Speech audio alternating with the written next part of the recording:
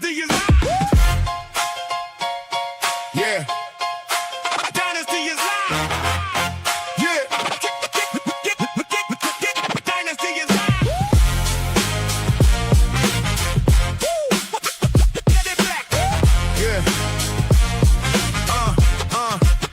From the ground floor.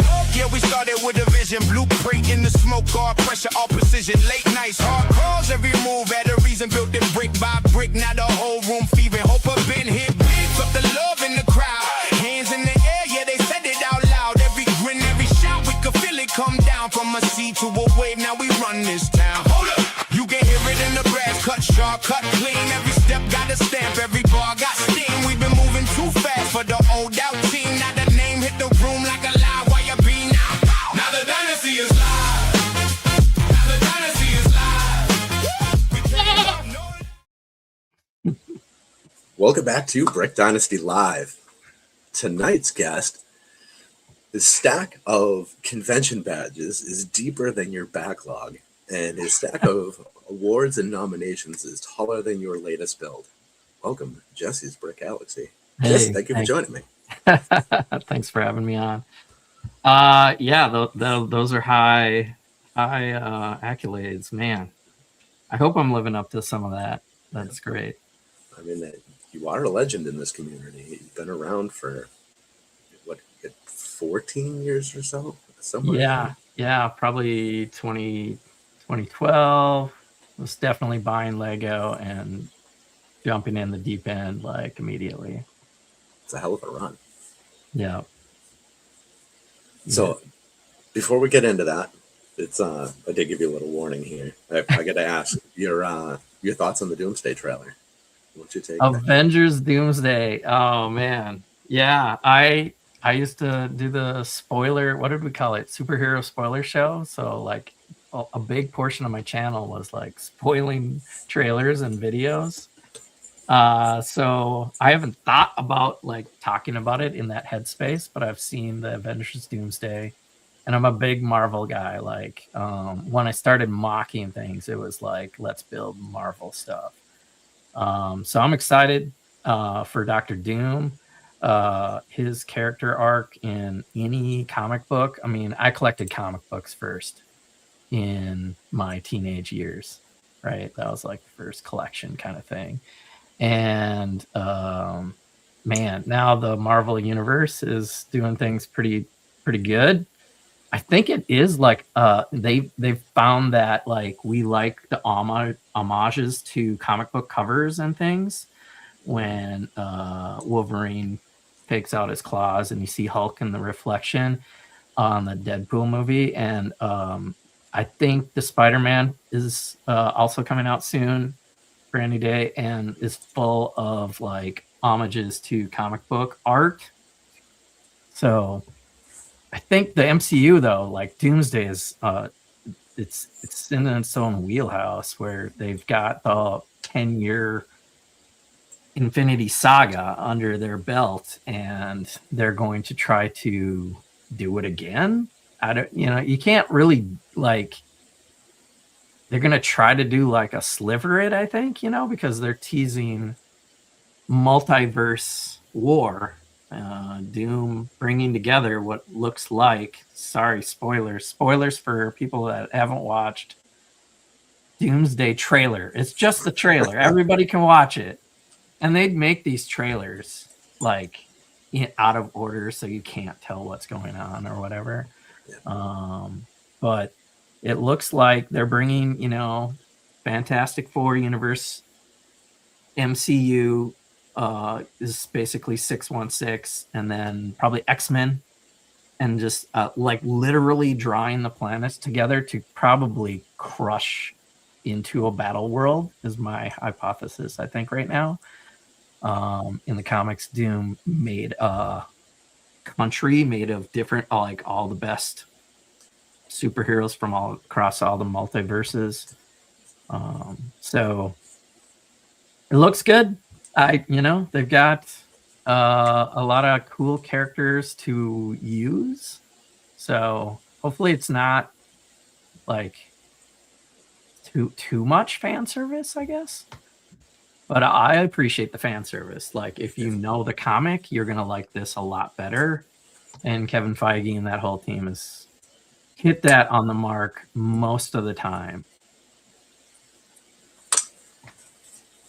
Set up Are you excited? holiday. Yeah, I got to get my tickets. Yeah.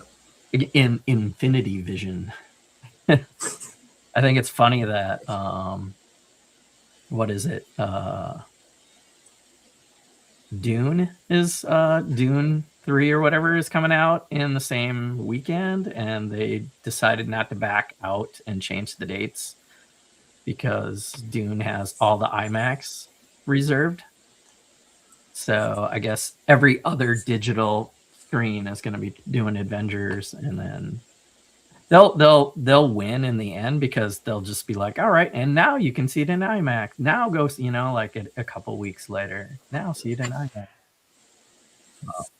Yeah, that's my jam for a long time. It's kind of changed right now that my big thing was I collect comics, and then I started collecting Lego and building MOC and building my versions of headquarters in Lego to pay homage, to all the stuff that I was geeking out at. All right. So, all right. Before we get into the things that you've built long before Lego, which still blows my mind, just going back and reading all that stuff. Yeah, that's my favorite comment. Yeah. I was showing my wife your like Batman Shadow box that you did Oh yeah, ages ago. Okay. With the yellow highlights in it. That goes back. Yeah, that thing was beautiful, man. It was so Thanks. Good. Yeah, clever ideas. Like we're all borrowing ideas. I don't think Lego stole my ideas, for all these things. They're just good ideas, So it's gonna happen where they come up with a set, or especially if it's just like straight modeled after a comic book, headquarters. But yeah, thanks. The Batman thing. I think the Batman movie, the Lego Batman movie came out, and all the different costumes were something to collect. And I'm like, how do you show this off? And I think I had a row of them in the background of that cave. And it also had a train that I think they were on the train. I forget. So I'm trying to think how did you do that? In the picture on Instagram, you split it and you put Lego's version at the top and yours on the bottom. And then I think you just had the minifigs lined up in front of it. And I think there were some inside, if I remember right. Mm-hmm. I think that's how the picture was there. But yeah, it's the contrast between the two is just unbelievable. Lego's version was just kind of like flat. Like from a distance and photographed, it just came off flat. There wasn't enough color to make it pop. Yeah, and they've done the symbol, and yeah, I don't know. Some of it's just born out of a need to do something collectively. I don't know, showcase things differently, because space is a premium, at these shows and stuff. So to have something underneath, draws people in closer. And I think on that one, I had a Marvel side also that was Marvel cut out. And on the other side that you probably don't see too often, there was a teaser to Flash. There was the particle accelerator kind of tunnel thing. I think that's what was flying around, actually, was Flash was running through the thing on the DC side. I don't know. That was, I'm trying to think. I think that picture said it was 2018 you built that? Yeah. Does that sound right? That'd be right. I was starting to work at Brickmania about 2017, 2018. So. Mm-hmm. Okay. All right. So let's go all the way back for a minute we don't jump around the timeline and get too lost. The TVA will come after you. Yeah. So when did you get started? You said it was 2012?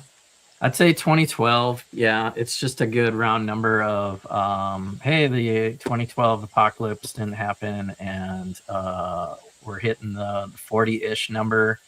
And what do you do with your discretionary income at that point where you're like, hey, my career is doing okay. I'm not wealthy by any standard. I'm not but I'm ready for another hobby or whatever. And I like Star Wars, and Lego Star Wars about then was just after episode 1, 2, 3, Lego Star Wars started, but they had the yellow faces and stuff. So they were transitioning, I think, in 2012 to the more flesh tone figures. And so that IP stood out for me because I am okay with the yellow figures for Lego City and stuff, but I really, I think, attached to new flesh tones. Then, so did you dive head first, or did you just kind of dabble at the beginning? The dabbling became a deep dive pretty quickly from 2012 to 2014 because I buy Star Wars, X-Wing, TIE Fighter, Super Star Destroyer, and some cool things that were out at that time. And I was looking for, like, okay, who else is doing this? And I don't know what social medias were out even way back then, but Googled like Lego Minnesota, and Brickmania popped up. So I think I found Brickmania in 2013, 2014, and was like seeing that they had an event, a monthly small convention, if you will, just showing off their builders stuff. But they also had the Lego Train Club in there. So Greater Midwest Lego Train Club was separate, but the owner of Brickmania was a part of that club. So it was just kind of a buffer to have a show, to have all these trains and cities in a little room inside Brickmania's headquarters. And so when I found them all together and all the bricks that this club had, because GMLTC has been around for like 40 years. So they've been doing, they're like one of, if not the oldest Lego train club. They have layouts that were massive tables and mountains before they even had the color green. That's or brown. So I get a kick out of seeing the history of being in that club and learning, like, immediately, oh, I don't have to just follow the instructions. We can build a little tool. I'm looking at my first mock was like a tool shed or a tool shop, like a Menards or whatever, but like old school, and a barber shop. I was just making little things for the city that the trains went around. Because for me, I'm in a train museum right now, but it's Lego first, like way, I like the architecture of building buildings. So I found a way to do that right away. Okay, so that was fast to get in there. Now, when Yeah. you talk about their bricks, how does that work? Do you get to keep them forever? Do you have to buy them? Just Right. build? Yes.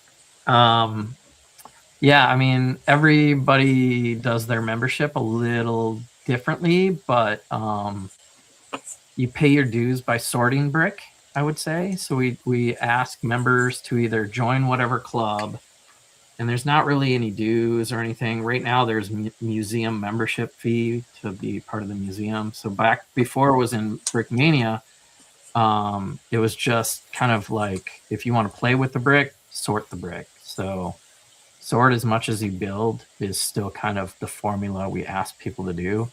And for me, yeah, so if they were 40 years, they were doing stuff in the 80s, like collecting brick, an uncle and a nephew that started to do these huge train layouts, collecting just crazy amounts of 2x4s and stuff to create these things. And so the club has its own collection that started with two individuals, if you will, and their set of friends that started doing all this stuff. And it's always been kind of known to be the club parts. So if you build something for the club, it should stay in the club. Okay. All right. And like you said, that's kind of its own convention of sorts. So if you're building something, other people get to see it anyway. Yeah, you're on display. So, okay. Just locally, I'm in Minnesota, Minneapolis. That was Brickmania's headquarters is in Minneapolis. And I'm like 10 miles from them. So it's like cool. Close. It might be 7 miles. So yeah, that was I think all is still a unique situation that a Lego train club or a log has its own parts that you can go to and build and just go massive.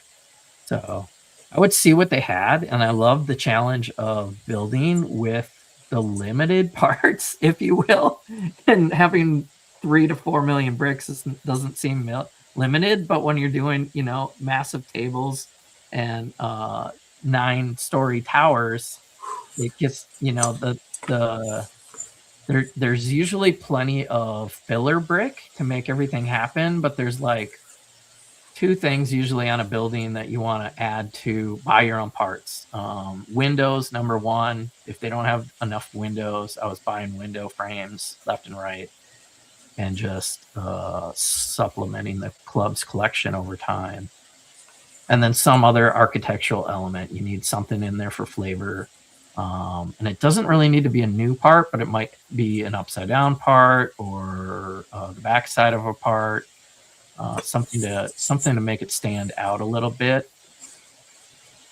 And so over time, me and other members have definitely contributed to the club's collection, and that's how it came. That's how it's still striving. When you're building something that you intend to have on display for a long time, do you still put the glass in? I don't. No. Okay. I mean, it's build the shell first, worry about the glass later. And it's not a detail. I'm pretty loose, so easy going on. Like, this is done. I'm not like nitpicking the fine details. Like, oh, I need to change this. Oh, it's not done till it has glass in there. I think I would do well on Lego Masters because I'm a fast and easy going. Like, that's good enough. Move on to the next thing. So I have buildings that have like the Baxter building that has so many different iterations of, here it is basic, here it is with the windows, here it is totally rebuilt with different lights. So did you start putting lights in early on, or is that something recent? Yeah, I want to say lights were always there. There is a well-known company that also is based in Minnesota called Brick Stuff. And Brick Stuff is high-end, very durable, and brilliant lights made for Lego.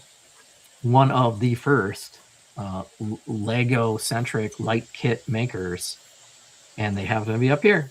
So we're like, perfect. This guy's like, he'll come to Brickmania and do stuff for them, for their little spotlights and Jeeps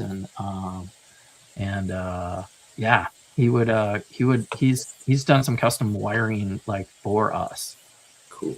And the Brick Stuff is like always been lights and motion, because trains have always been kind of part of my learning experience in the Lego world. Oh, that's awesome. I think with your average person, I'm assuming here that they're intimidated by motion, and it takes a long time to actually get to the point where you're comfortable with that. I Yeah. suppose if you're around it right from the start, it's probably a lot easier over time. Right? Yeah. Well, trains is, I would say, easy motion. You got to have Right. track. It takes space, but it does give that feeling of being alive, right? Yeah. I've, twirled helicopter blades. I've done some things, but not a lot of complicated things with motors. Okay. Um, but definitely lights all over the place. Yeah. Well, lights is also kind of a skill set. There's a lot more to it than just trying to hide wires, right? Yeah. There's a big difference between having lights and proper lighting, I suppose. And your standard for that, like I've seen super pro photographers, with their little campfires lit up and the light inside, and occasionally, I don't know, I wouldn't say I go that extreme every time. Especially lately, I'm more complacent about, I'll drop a string of lights and you'll see it. And during either World of Lights of Chicago, or we do our own night trains at the museum. So things are lit up for a reason there also. So, but I've learned to get some cheap Amazon things and stick that in there, and you can hide. One of the tricks I used recently is just taping tissue paper to the windows, and you can't see inside, but you can light through it, and it makes a cool shadow effect. So I've done that a couple of times actually in a haunted house and the Alchemex building, where, yeah, cheat code. You got to build for transportation. Like, yeah, hiding lights and hiding wires is like, can make it so much more complicated to tinker around or pull it apart and downsize it for travel. But it's always good to be thinking of all those things when you're building. How often do you find yourself rebuilding? Uh, A lot. Huh? yeah. I build with my hands. I don't use computer programs. I've learned that is just the way I operate. So I'll try a technique. I'll get one of the Lego Train members to say, "Oh, you should try this," or "You should try this piece," and then all of a sudden you're redoing it. Or you're redoing it for lights, or you're redoing it for texture. The building I'm doing right now is more like, when I physically went there and saw it, I'm like, oh, that texture is way rougher than just a flat gray brick wall that looked like on Google Pics. So yeah, I'll rebuild. We joke that to pull it apart and rebuild it. That's just part of the game. Do you ever have a time frame in mind when you start these builds? Like, oh, this will be a quick one, and then it takes you months, or like you just assume everything is just going to take what it takes? Yeah, there's usually a deadline. It's either a convention or if it's for the museum, our big season is winter night trains. So October/November is usually a deadline to whatever we're adding to the Lego train layout in the museum. Should be done, and because it's hard to work on a mock that's in a museum, with guests going around and stuff. Although we all most of us have access. So I was there today after work. Rush hour's been terrible on my route, so I actually work like blocks away from the museum, and sometimes go there to kill a few hours. Awesome. Now, okay, so you said that sharing space in, you mentioned that you had worked for, Jesus, what do you call them there? Brickmania? Yes, Brickmania. Jeez, I almost said Brick Tactical. Different thing. So you worked for Brickmania. Mm-hmm. How did that come to be? Was it just from hanging out and being in the same space? Like, Totally, yeah. I would say it was not the easiest decision because the opportunity arose because, yeah, I'm in this Lego Train Club that's operating inside Brickmania's headquarters. So I know the staff, they know me, they know what I can do.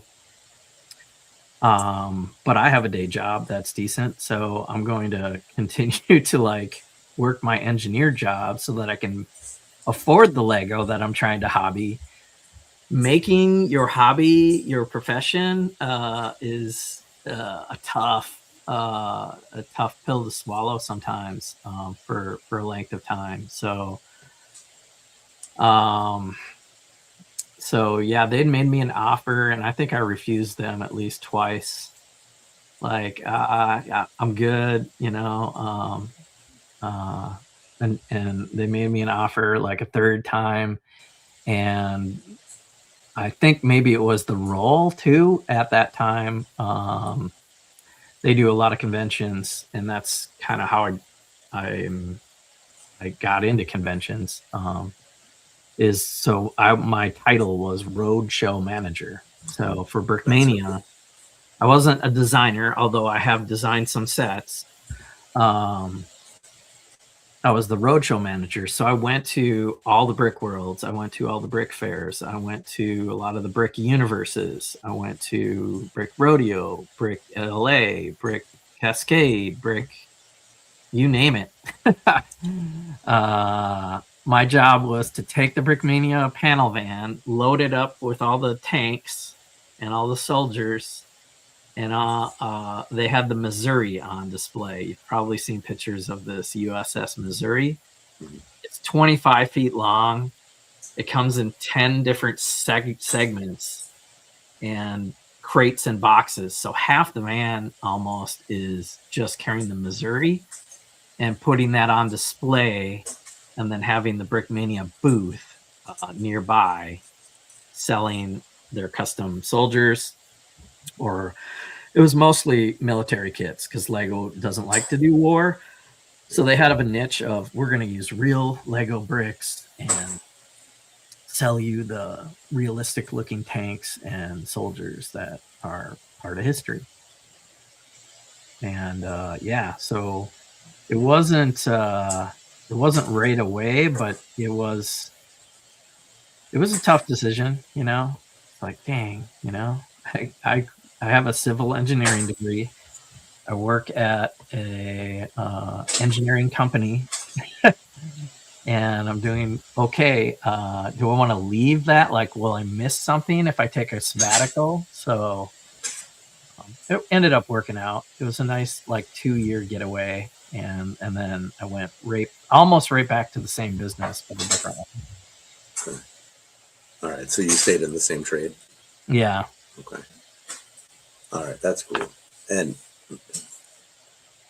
all right, so having an engineering background, that ties into the hobby pretty well, huh? Yeah. The civil engineering is all about infrastructure, and so you don't see a lot of that, but foundations are a big component. What I do is special inspections, usually for commercial buildings that are testing the concrete, the soils, rebar, steel. All the critical connections need a third-party inspection. So I learned all of that trade, testing concrete, and now I've been managing jobs, sending other technicians out to small remodels to large bridge projects, and all kinds of stuff. So All right. So that's why you can build a 9-story tower, because you know what you need to actually support it. I think it takes. Yeah, yeah. I know. I know. I don't know. A little bit, sure. Yeah. It's building with Lego is different. Yeah. Um, and I don't know what I was gonna say, but yeah, it's funny that I'm more architectural minded, I think, when I build, but I'm not an architect. That's what people So, see, though. so while you were with Brickmania, how many conventions did you end up in? Did you actually keep track? Yeah, I can tell you, I went to 32 shows in less than 2 years. Incredible. So that's nearly 2 a month. Every 2 to 3 weeks, I was on the road again, going to some new state that I've never been to, meeting new people, all the people in the Lego community, like early YouTube days, early social media days, and finding out that yeah, you can get some accolades by showing off your stuff at these shows, and you can meet people like we are meeting each other right now, and like we just know the Lego community and can kind of hang out in these spaces. So super fortunate to like have been exposed to so many different circuits of Lego conventions by being a vendor. Yeah. How was it being a vendor where, I mean, that's not just like a vendor with a little table. That's running a legitimate business through all of this. Yeah. So I'd imagine you were staying pretty busy. Not a lot of Yeah. downtime during opening hours anyway. No, and the just like mockers, I'm setting up the Missouri the first full day and a vending booth. So it's like you're there, you're setting up, you crash out, and then you open to the public, and you're not like crazy busy, you know. Brickmania prices are up there, but people are shopping, and that clientele, you get used to certain people that are like serious about what they're getting, and learn about it, a little bit about history, and but yeah, you don't have any downtime. So the fact that they let me bring a mock, like the first year, I don't think I brought a mock with me, but like after a while, I was like, yeah, I'm just gonna bring a little Dr. Strange Sanctum Sanctorum to Bricks LA, and you know, put it on. And I think that was my first mock at a convention was Bricks LA, and I met Troy, Agents of Mock, in LA because he had a Sanctum also right across the way from my mock, and I'm like, who is it?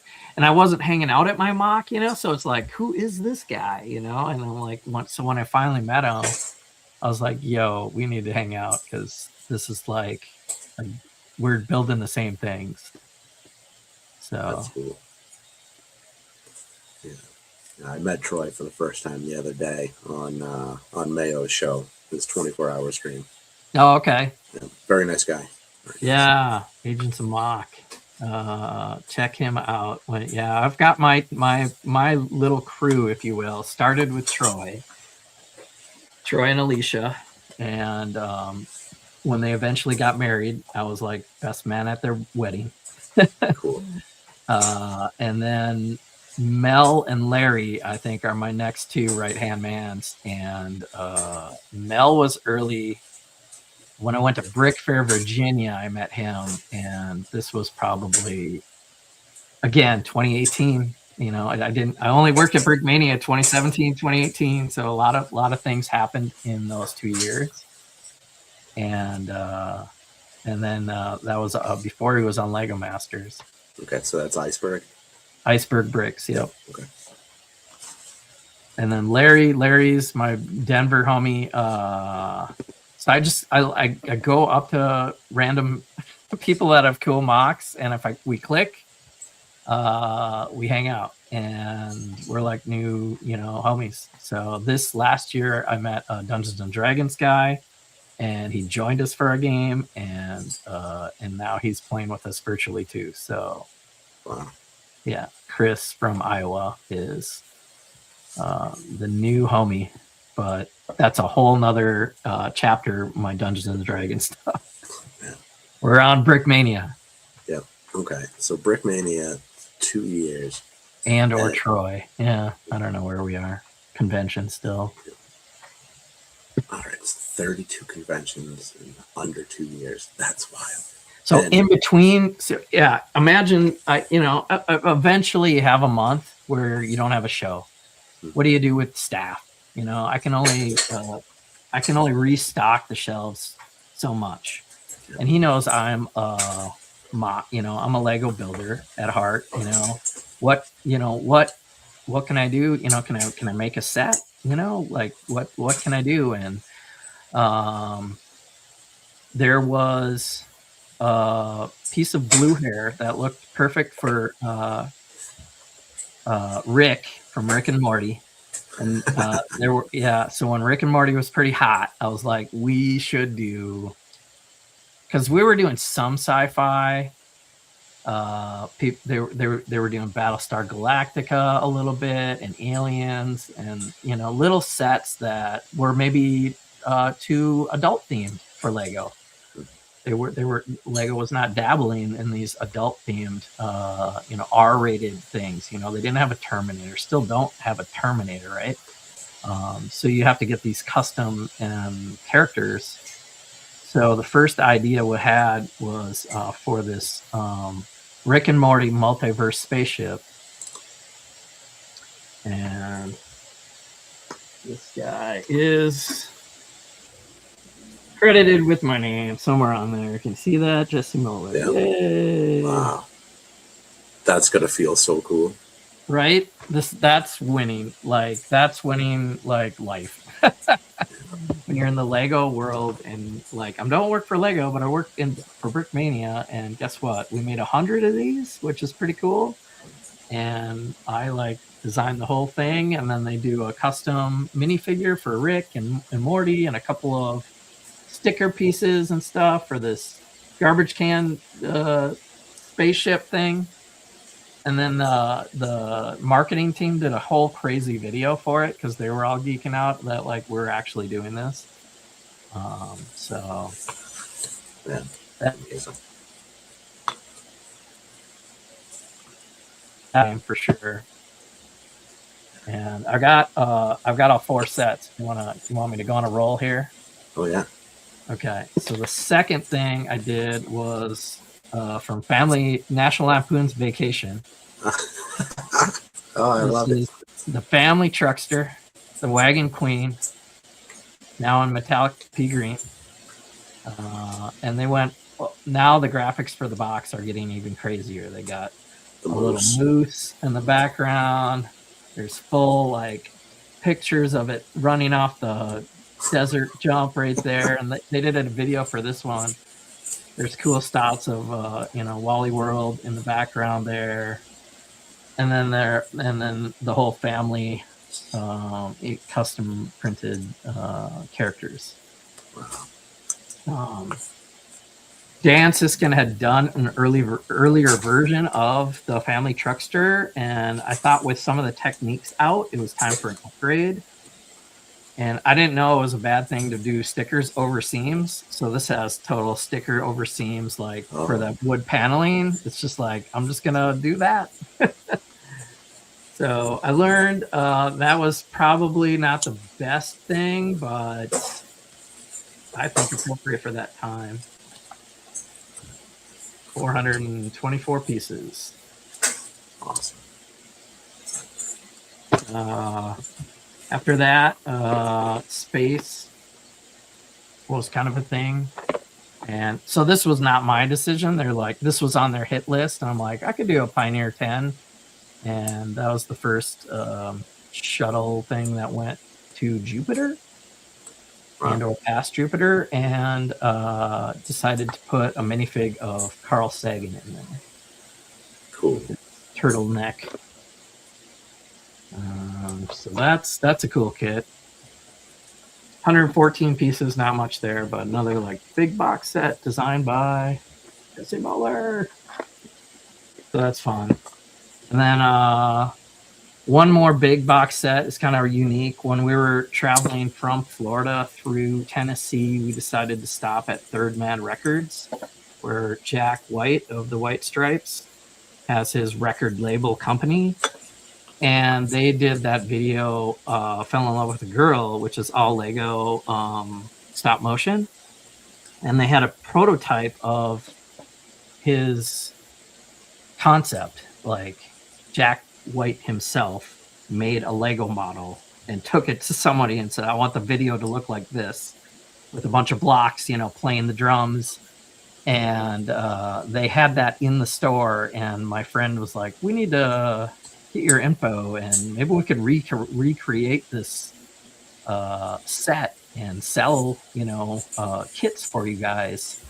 So the fourth thing I've done is a White Stripes, pretty blocky set, but that looks like the prototype and or the video.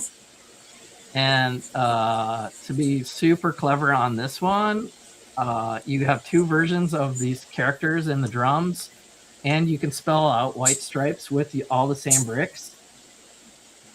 Wild. So this is a 3-in-1 kit. It's crazy. Same bricks, but three different things you could build with it. I don't know if they got the all the instructions, but yeah, Fell in Love with a Girl block kit.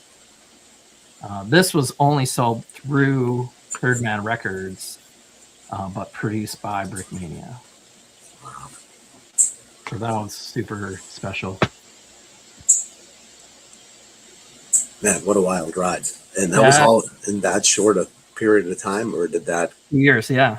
Okay. There's a couple other little things, but those 4 big kits on downtime, because I'm building. I'm just, you know, like I need to, I'm salary or hourly, you know, I got to make a paycheck. I can't, you know, so I started designing a few things in between shows. And that was super special. Ended up getting my younger brother hired, and all the instructions and stickers. He was working at a print shop, so he was doing printing and things. And when somebody left, I was like, hey, bro, you should get a job at Brickmania, because it's like a pretty fun place to work, and they need someone who knows how to run big instruction making things. And so it must have been 2018 he got hired, and he still works there. Wow. Wow. Okay, so apparently he enjoys it, because that's a very long run. Yeah. Well, he's not a Lego guy like at heart. He's just a job. He's running printing machines. He's got kids and stuff now, so you know, he's into it a little bit with the kiddos and stuff. But it takes a special, I don't know, dedication to like take that step from following instructions to making your own. Yeah. Yeah. Yeah. And, well, also, if you're with Brickmania, then it's a different kind of exposure. Mm-hmm. If you're not into Lego, period, and Brickmania is your exposure, that's, I would think it's not, if you're not specifically into that stuff, it's not as tempting to get in. Right. And I'm seeing like pioneers, basically, you know, Dan Siskin, I believe a brickmaster from Brick World. Also, the first blacksmith shop is his, like, basically the first idea set, way before ideas. The first fan created kit that Lego produced is the guy right down, you know, a couple miles away. That's great. So yeah, that's like, and I've always told people that whether it's sports or art or whatever your hobby is, you know, if you want to get better at something or good, you know, and then start getting better, you have to surround yourself with people that are better than you. Yeah. So I'm fortunate about being around that, you know, because the model builders that were designing the other like super crazy tanks and stuff were really good. Yitzy and all kinds of guys. Now, were they good mock builders, or were they good in the studio? Well, I think they're more mock builders, but there's a difference between putting out a vehicle and building something that's like a whole scene. I think. I guess people do build vehicles and just call that a mock, but yeah. Yeah. I feel like studio is almost a different kind of talent. Yeah. So I learned how to use Bricks. It was it Brick Studio or I forget, because when I came up with this model, guess who has to make the instructions? The guy that designed it. Oh. So I had to figure out retro, like, okay, I know what I want to do, but how do I now build this in design program and then build it in order so that it can be downloaded as it kind of figures out how to, it pre-templates you into instructions if you design it a certain way. And then you got to add all the little arrows or subsets and turn it around instructions and numbers. So I learned that there, but I never kept it. I'm like, this is homework. This is work now to put it in a design program. Was it hard to transition from Brickmania to the real world again? Not really. No. It was. I was welcomed back to. I would say a competing company. It was good to shuffle the deck a little bit there and like just not go back to the same. I applied at 2 places, and the one that was right by the train museum, I'm like, I was like, you have to hire me. Like my hobby is right down the street, so like it's kind of bittersweet that I'm like always going the same direction to St. Paul now, but still convenient. And yeah, with my experience and in civil engineering, it wasn't too tough to just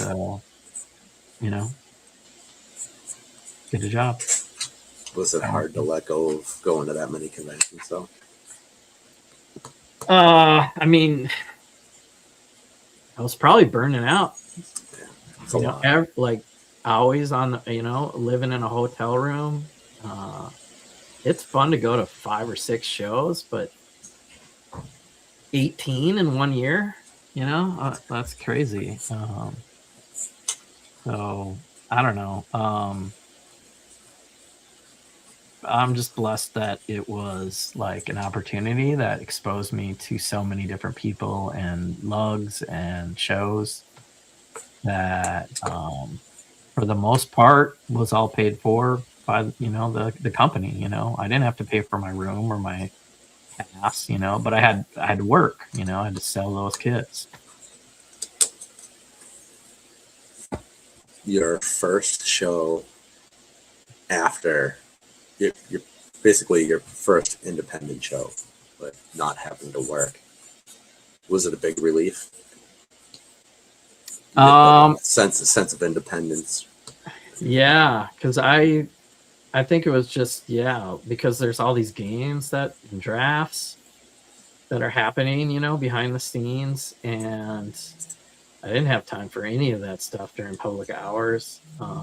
There were a couple after-hour things where I remember partaking and having fun, but there's not there's so much, like, especially brick world, there's so much stuff going on that you can do, and panels, and just working your mock versus being in a vendor booth is another, like, change my world kind of thing.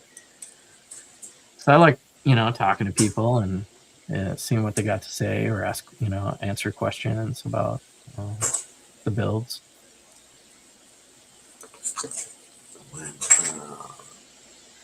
this year, opening ceremonies might have been, Mark Larson was talking about, answering the same questions over and over again. Yeah.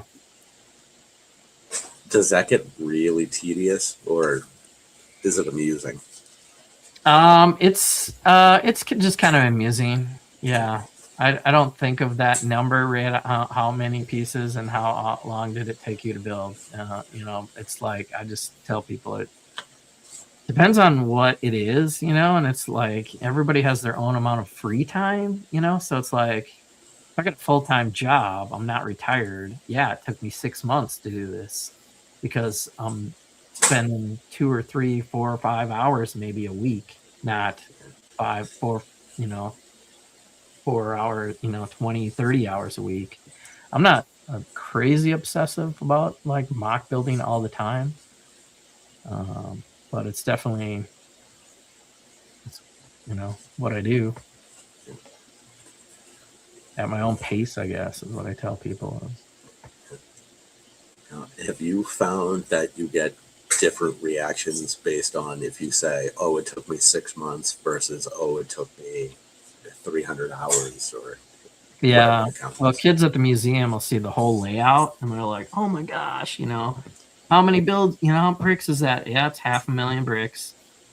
And okay, how long did that take? Well, it took about 6 people 7 years to build, so it was so that's the number I'm used to saying at the museum, because it's like 50 mocks altogether. And that's where my mocks go to live, basically, and retire. It's like I build Hall of Justice, Avenger headquarters, back, they're all on display still. Sitting on the train layout. That frees up a lot of space at your place, right? Right, yeah. The bonus about joining a lug or any kind of group that has a display like that, which is kind of rare, but for the model train people too, it's like if you don't have enough room in your basement to do a train layout, join a club and work together and either travel with that layout or work together on that layout, and then you feel like you can accomplish so much more, I think, in a lug or a club. And yeah, I don't even have a running train.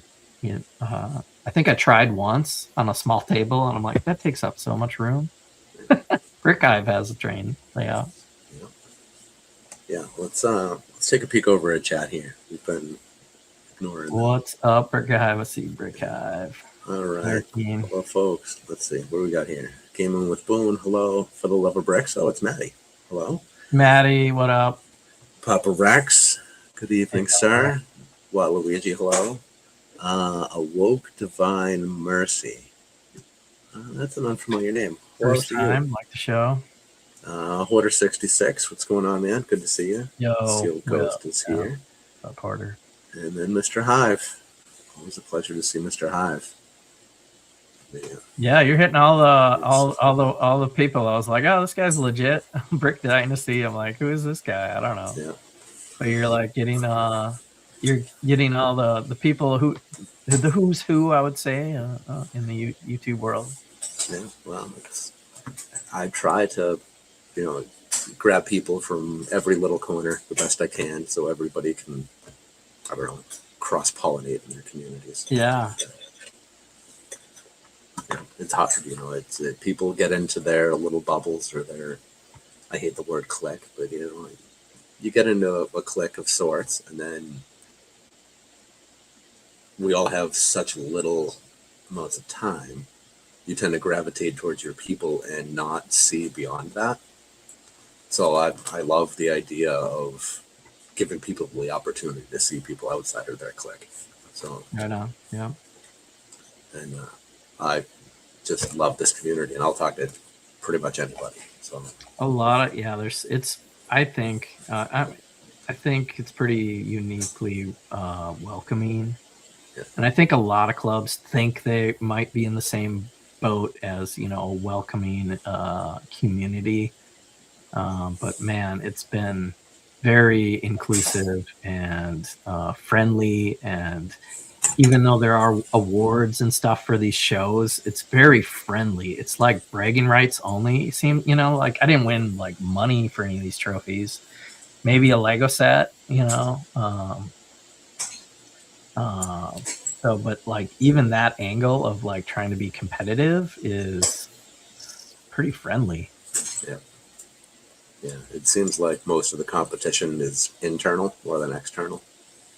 Competing with yourself and your prior builds. It's tough, like if you don't get that nomination, it's a tough gig, and it could take like there's 1,000 people at least that are decent out of the 1,400 and 3,000 mocks that are in Brick World, and it like to get nominated is just like that's winning for sure.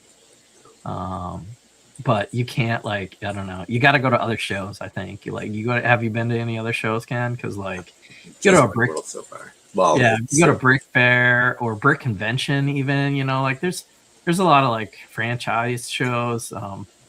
Brick Universe, Brick Convention. Brick Convention. I think we did Brick Convention because that was a slightly upgraded version of Brick Fest Live. I think it was. And those were, they were great for my little ones, but they were not good for me. Yeah, it's not an AFOL event. Brick World is the Super Bowl of like that AFOL event. Yeah. And usually we call it an expo. It's not really a convention if they're just basically catering to that public hour show and allowing people to show off their mocks and having vendors in.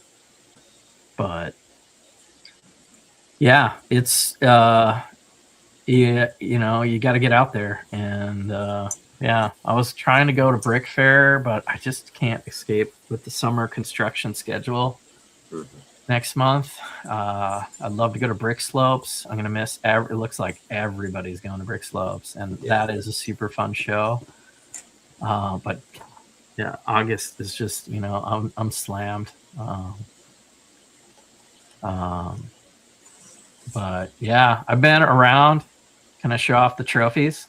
Oh yeah, I'd love to see. So like, since we're on the circuit of I'll start with the oldest one, and I probably have other ones, but so Brick Mania, of course, is the first trophy. Most over the top from World War Brick 2016. So 2016, I made a scene of I'm blanking now. The guy from Great Escape on the motorcycle. Why can't I think of that actor's name right now? Steve McQueen. Yes. Steve McQueen, and he's jumping over the barbed wire fence to escape the Nazis. So the joke for over the top is my motorcycle was like jumping in midair over the top of this barbed wire, Lego barbed wire that I bought like 20 or 30 pieces of this like barbed wire that's like $1 a piece or something. That's crazy. Look at how cool that trophy is. So that's 2016. Legit trophy. That's legit. So then I usually tell people, don't try to win. Just do something fun. Like I was riding motorcycles at that time. I had a Triumph. I rode a couple of different Bonnevilles. So I'm like, I'm taking my motorcycle hobby. I'm taking my Lego hobby. I'm taking my Brick Mania, like little passion, and putting something out there. And it had a background, and I wish I still had it. It was like, I should remake it. It was so fun. So that's Brick Mania. 20. So this is when I was going to conventions with the Missouri, and this is the Brick Slope of Brick Slopes. And this is a Chonky Award. This was AFOL. I was the runner-up, AFOL Choice runner-up I brought this Star Wars micro scene with a train flying micro ships around. So they were like doing this while they went this way, and so it was crazy. And you didn't see a lot of micro stuff back then. And I was just happy. Like, I built that for the show at Brickmania, just to be in the train club, to do something different with trains. And because I started with Star Wars, I'm like, I want to do Star Wars. And the van was just big enough to put a crate over this thing. No disassembly at all. Just straight crate over like a 40-inch by 40-inch box, and push it in and just set it up at a show. And it was super cool. And I was like, this was the moment, I think, I'm like, wow, people recognize like that I'm doing something. I don't know. It was cool. Now, So was that Colorado or was that Utah? Utah. There was only Utah for I mean, they experimented with the Colorado thing last year or the year before. I don't know that it's working out.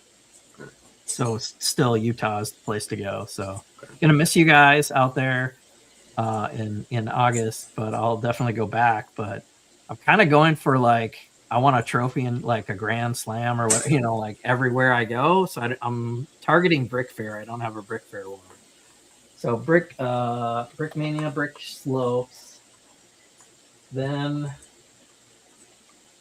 is this Bricks Cascade? Is this? And this was a group effort in 2022. That's a cool one. I guess I'm jumping. The trophy was a Spider-Man mixed with Batcave multiverse thing. Huh. They build their own trophies, like unique to the theme, and so we won like best superhero, and that was super special because this is when I collaborated with Troy and Iceberg Bricks and me, and we're deciding to do the Spider-Verse collab, and we were gonna do Brick World in 2020, and COVID happened, and then Mel was on the show, and so we had to wait until 2 years later. We have this huge Spider-Verse collab to show it off somewhere, and we decided Brick Cascade for some reason, and we went out there and brought this home, and the uniquest thing happened that I like all these things that have happened to me. Imagine a comic book fan building a Miles Morales version of the Spider-Verse, and here's my centerpiece, and we have the whole collider underneath, and then we have a whole Spider Noir, and melded 2099 future Spider-Man. So we had like 3 glitched out multi Spider-Verses. And somebody comes up to me, and this huge, it was packed, and people are wearing masks, and this guy's in a mask. He's like, bro, I like your Spider-Man mock. I was like, that's my character. I created Miles Morales. I'm like, what? Brian M. Bendis, the creator of Spider-Man. No shit. Yes. The co-creator is in the crowd telling me how much he likes my version of Miles Morales Spider-Verse. And I was just like, what is going on? Wow. So I got a selfie with him, and I'm like, we got to do a picture. I should have got his autograph. But now I'm a big Brian M. Bendis. He's done really excellent stuff for stories modern day. And it's like full circle artist like loop of me appreciating his work, creating the Spider-Verse mock, and then him visiting it and seeing it. It's the wildest thing that ever happened. So wildest thing. That's better than a trophy.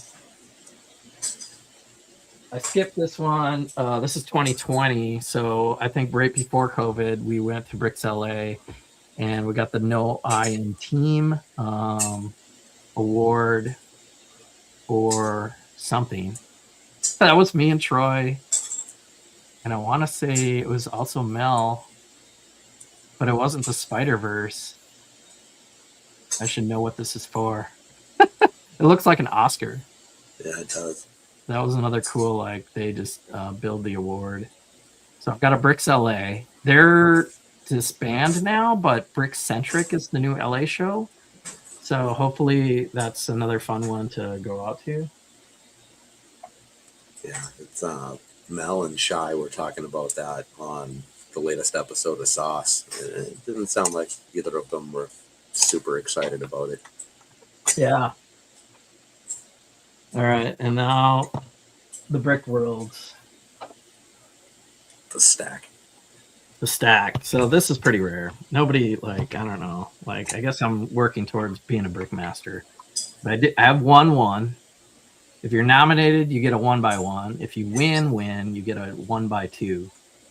So in 2023, a small group layout, we won for the X-Men mosaic that I did with Larry and EJ from Abby Dabbles. And again, surround yourself with people that are good. Most of these are collaborations. You know, it's like you surround yourself with other people that are good, and you have a better chance of winning something. So this goes back 2018. Best group layout. Before they had medium and small groups, I collaborated with Amanda Fuke, who is now a Brickmaster co-figure. We did a Kubo display, and it was really fun. So we did, I think, 4 or 5 different base plates of a micro scene again. I still have the little top of the mountain that I did. So 2018, I got a nomination. And then, and this is crazy. In 2022, I brought four things. 4. And I got 4 nominations. So this is what I call my Grand Slam at Brick World. So I brought, we brought some train stuff. So we had a 5 times large train scale thing. We had, dang, I don't remember all this stuff. Wrong way. Hold on. Let me see if I can switch that. I got my photos. One of these days, I'm going to figure out how to full screen this one person. Go through the portfolio. Are you big screening me? Is that what we're doing? Okay. So yeah, the Grand Slam. I can't even tell you what all these things were. I built a goat that was 5 times big. There was, I can't even think on screen, but everything I brought got nominated. And then I've got a couple more in the last couple of years. So 2024, 25. Last year I didn't get nominated. So a couple of whoops. I didn't really try this year. I don't think I tried many of these years. I like how I build what I like, and other people like these things. So yeah, that's the stack. Yeah. All right. So Water says, you're a good builder when you can build a mock with your brick trophies. Yeah, there's a guy that had way more of these, and he built a demolition derby thing made out of all these bricks. My God. That guy had a lot of trophies. Yeah. Oh, Liam's here too. What's going on, Liam? Good to see you. Liam. Good day. Yeah. Liam's a legend. He was one of the best people we met this year. Yeah. My God, it feels like a year ago already. We had one small conversation, him and his boy were hanging out. I forget which way I was going and what we were doing. Yeah, Liam covered a lot of ground. The boy was moving. Yeah. There's a recap of my little trophy shelf. It's something. Damn. Isn't there another one the top left corner in the northwest. Cascade's the one that's out by Kate, right? Yeah.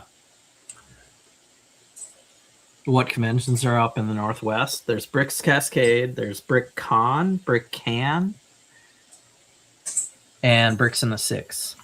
Okay. Brick Can. Can being Canada? Yep. Okay. I believe so. All right. There's so many. I don't know how you keep track of them all. Yeah, well, it was my job for 2 years, and so I was like, oh, well, let's go, let's try. Also was able to go to like San Diego Comic-Con with Brick. That's cool. Went to Star Wars Celebration with Brickmania stuff. I don't think I understand that one. I don't either. I'm like, why are we there? Like, somebody was already a vendor and we bought his business, Brick Brigade. We bought Brick Brigade and kind of merged with his products, and he was already on the list. So that's the reason we got into Comic Cons. Wow. And we tried that a little bit too, like a couple other ones. And it's just like, unless you meet the right person, and you can. Yeah, that's a weird fit, though. Yeah. I think the biggest celebrity I met at, like, because the celebrity would go down and then shop at Brickmania. And John Barrowman was like the biggest one, and like the biggest, like he bought like 4 or 5 big kits. Wow. And was into Brickmania and creating something for I don't know, man, that's crazy. So he's like on Doctor Who and Torchwood. I don't know that one. And I've done a couple of the meet and greets at Comic Cons, but you don't have any time, if you're a vendor. You get exposed to the craziness of like San Diego Comic Con. I'm like, oh my gosh, what the hell are we doing here? Like, I got to work the booth. I can't go in line for the stupid Lego giveaway. It was rough. Yeah, I mean, you talk about Brickworld being the Super Bowl for Lego, and San Diego's kind of the Super Bowl for that, right? Yeah, San Diego's the biggest. So I think Stanley was there, and I'm like, I'm going to the booth and just pre-purchasing his signature on a book. So I got Stanley's autograph on a Secret Avengers with a Lego Deadpool, because it was the only one with Lego cover on the thing. So that's awesome. Now, all right, so that puts us, okay, timelining in my head here. So when did D&D start coming into the picture? D&D, yeah, right? Or after Red Dragon's Tale? Yeah, I want to say it was not quite a COVID game, but yeah, after 2021, 22, people are stuck at home and stuff, and I started looking at how do I learn how to play D&D, and I was watching the virtual actual plays of Critical Role mostly, and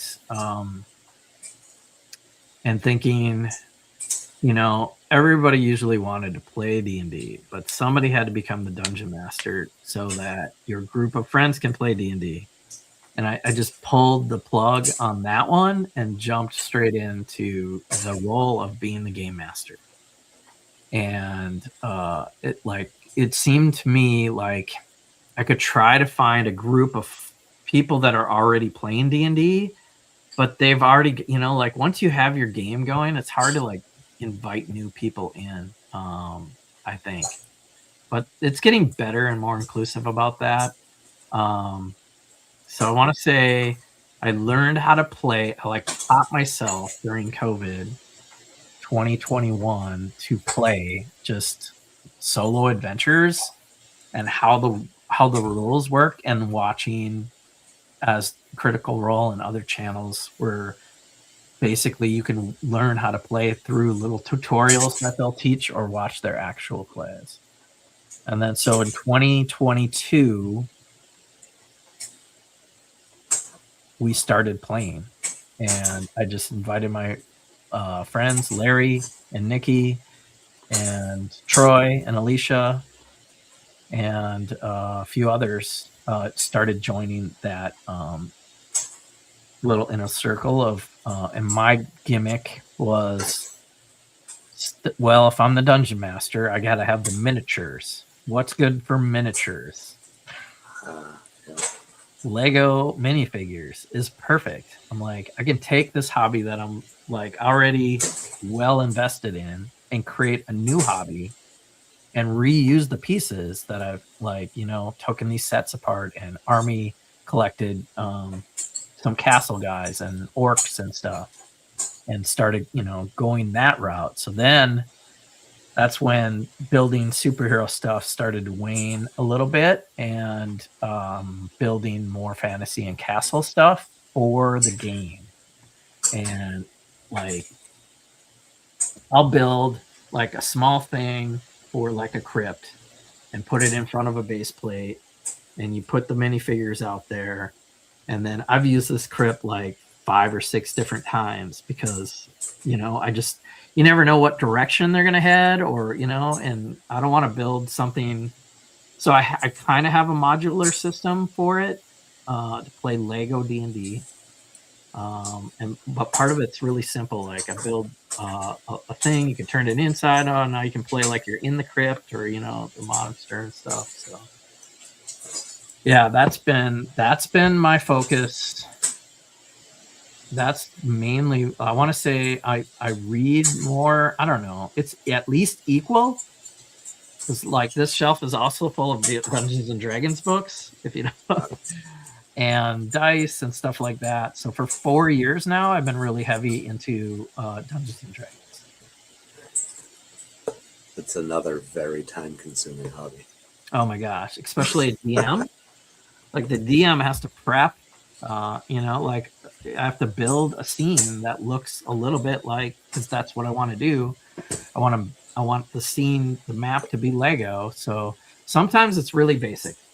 Like, so if they're in a tavern or something, you know, there it is. There's a couple tables and chairs, and you throw some monsters in there, and there's not much else going on. But they can have their little battle scene and jump around and throw tables and chairs or whatever they're going to do. But then you collect all these minifigs and just, you know, that's your soldier guy or bad guy or whatever. I got some customs from K-Town. It looks like Jon Snow as a White Walker. So now I'm like getting all the Ninjago Dragon sets, Dream sets, Castle sets, and adapting some of them so that we can play Dungeons and Dragons. That's cool. The Dreams villains were so good. Very underrated. Yeah. Well, they're still making them. I think this is the last run. Right? Oh, is it? Have they called it a so. season?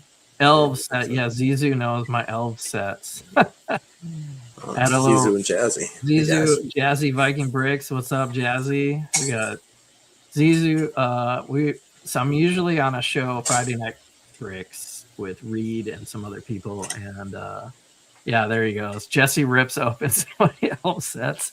I'll take new elf sets in box and just whoops. Well, this might have been $200, but not anymore. I'm gonna build it. So you can't find that stuff used. Yeah, nobody wants to give it up, and if they do, it's top dollar.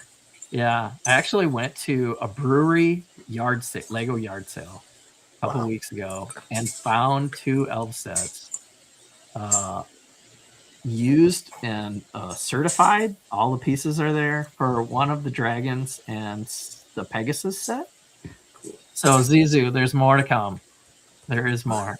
The box is not there, but there are more elf sets. And that's kind of what I brought to full circle to Brick World. We can go back to Dungeons and Dragons because it kind of helped. It's all over the place now in the last 4 years. I built an elves theme tower for Brick World that had the goblins from Elves theme, and a picture straight out of a D&D book was my inspiration of this tower that had a staircase going around the outside. I'm like, how cool would that be to have a super tall tower the year Brickworld's doing heights and have a staircase like that you're totally going to fall off of going up this 5-foot tower. So, yeah. Makes for good drama. Yeah. So then 2 weeks after Brickworld, we played D&D on my tower. And I had them, I was kind of rough. I'm like, you have to get like the wizard, the bad guy's up there at the top of the tower. What are you going to do? 2 of them had flying, but the other 2 didn't. So the other 2 had to like climb up. And in D&D, you can only go 30 feet at a time. And the tower's 300 feet tall. Oh, man. So it took them 11 turns to like make skill checks for not falling off and saving each other. Yeah, if you 30 feet at a time, in what kind of distance? Like if you're flying, can you go 30 feet? Yeah, if you can fly, you can fly 30 feet. If your movement is 30 feet, your fly speed is usually 30 feet. So that even the flyers, I mean, you can dash. So on one turn, you can go 60 feet. So it still took them like 3 or 4 or 5 turns to like go peek at the top and see what's going on, while the other guys are struggling. Couple of fumbles. Nobody died. Nobody rolled. Nobody completely fell off. But did you ever play the Ghostbusters Nintendo game? Do you remember that one? Going up the stairs, back and forth and back and forth. Like what Nintendo are you talking about? Like old school? Yeah, NES. NES. I'm sure I did. Okay. That's just what this makes me think of. That I don't remember much about the game other than the agony of the staircase, and because it was just back and forth and back and forth. Dodge something, shoot something, more stairs. Yeah. Go up whatever it is, 20 flights and die and start again. Yeah. That's what that tower makes me think of. Trying to go 30 feet at a time. I wish I played a little bit more video games, I guess. I played my fair share of video games, I think. So, I don't know. But that's an inspiration also, video games. What? Video games are just a culture brought into your home, right? In the most compact manner. Well, it's escapism, right? A lot of these hobbies are like, how can I turn off my brain and just sort some brick or build some brick, play a video game, lose yourself in the character of Ghostbuster or Harry Potter, and D&D is the same, right? We make up our characters and then just have to theater of mind think of the actions that we're going to perform, or move them around a little Lego map. It's been a way to take like a video. It's almost like playing a video game. There's skill checks and all these things. D&D is a lot more social than most of the hobbies, though, right? Because there's human interaction beyond just staring at a single spot. Right, it's a team game, number one. So, and there are team games, like you get 4-person Simpsons, and stuff like, it seems a little social, but yeah, there's the social aspect of role playing that some people lean more into, and I'm learning all of that. Right, I'm like a lot of people, a little introverted and an engineer-minded person. So for me, when I first started, I'm like, I got to get all these mechanics right. I got to learn. I got to referee these mechanics. So I'm leaning into a style that's more mechanics, and the social aspect is on the players for the most part. If they wanna make friends with somebody or intimidate someone or whatever, that type of cinematic role playing is back on the players for that experience. So, as the dungeon master, are you also the narrator? Is that how Yeah, that works? kind of like setting the scene, right? Mm-hmm. I'll take an adventure. I'm very book minded on that. I'll read the adventure. I'm not homebrewing too much craziness. I've tried to grab random charts and make a new world, but it's like I think I just like want to follow the adventure. It's a little choose your own path. You know, you want to go here first or there first. We'll figure it out. And you roll bad dice, bad things are going to happen. So you have to narrate some of those dynamics, and yeah. Do you find yourself getting a little bit more dramatic in your reading as you go? I'm getting better. Yeah, I think so. Yep. That's gotta be tough.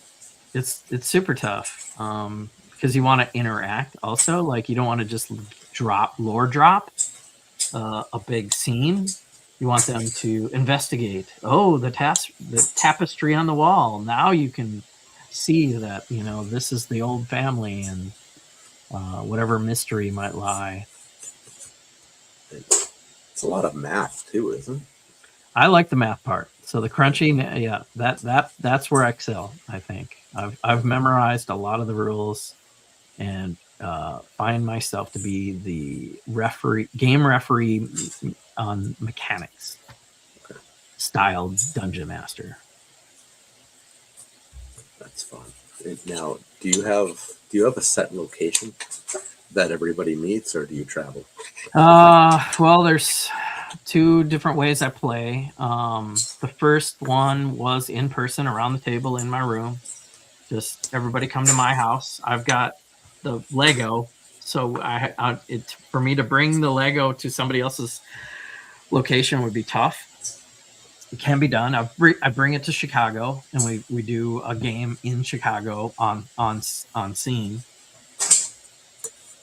But with the Lego community, everyone's in different states, so it's online. Just like we're talking now, we just play D&D on YouTube. Wow. Wait, so do you do it live? Yeah. Or you do it unlisted? Yeah, it's live right after Friday Night Bricks. Okay. Every couple of Fridays. We don't play every Friday because I'll play virtually with Alicia and Reed and Steve Polda and Bricklock and a few people, and we'll play, I don't know, every other-ish Friday. And then sometimes I'm playing in person. So I've got my in-person crew that's different, mostly people from around the museum or the lug. Anyway, we played at my house at least monthly for 3 years and finished a decent campaign from like 1 to 10, including Curse of Strahd. And then in that same time, online for 3 years, we did a campaign from level 1 to 20. So we beat the game. 3 years. That's intense. 3 years. So yeah, it was like session number 50, I don't know, 40, 50.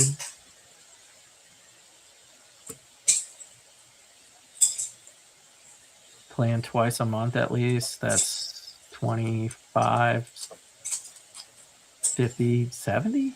I don't know. I'll have to look at the count.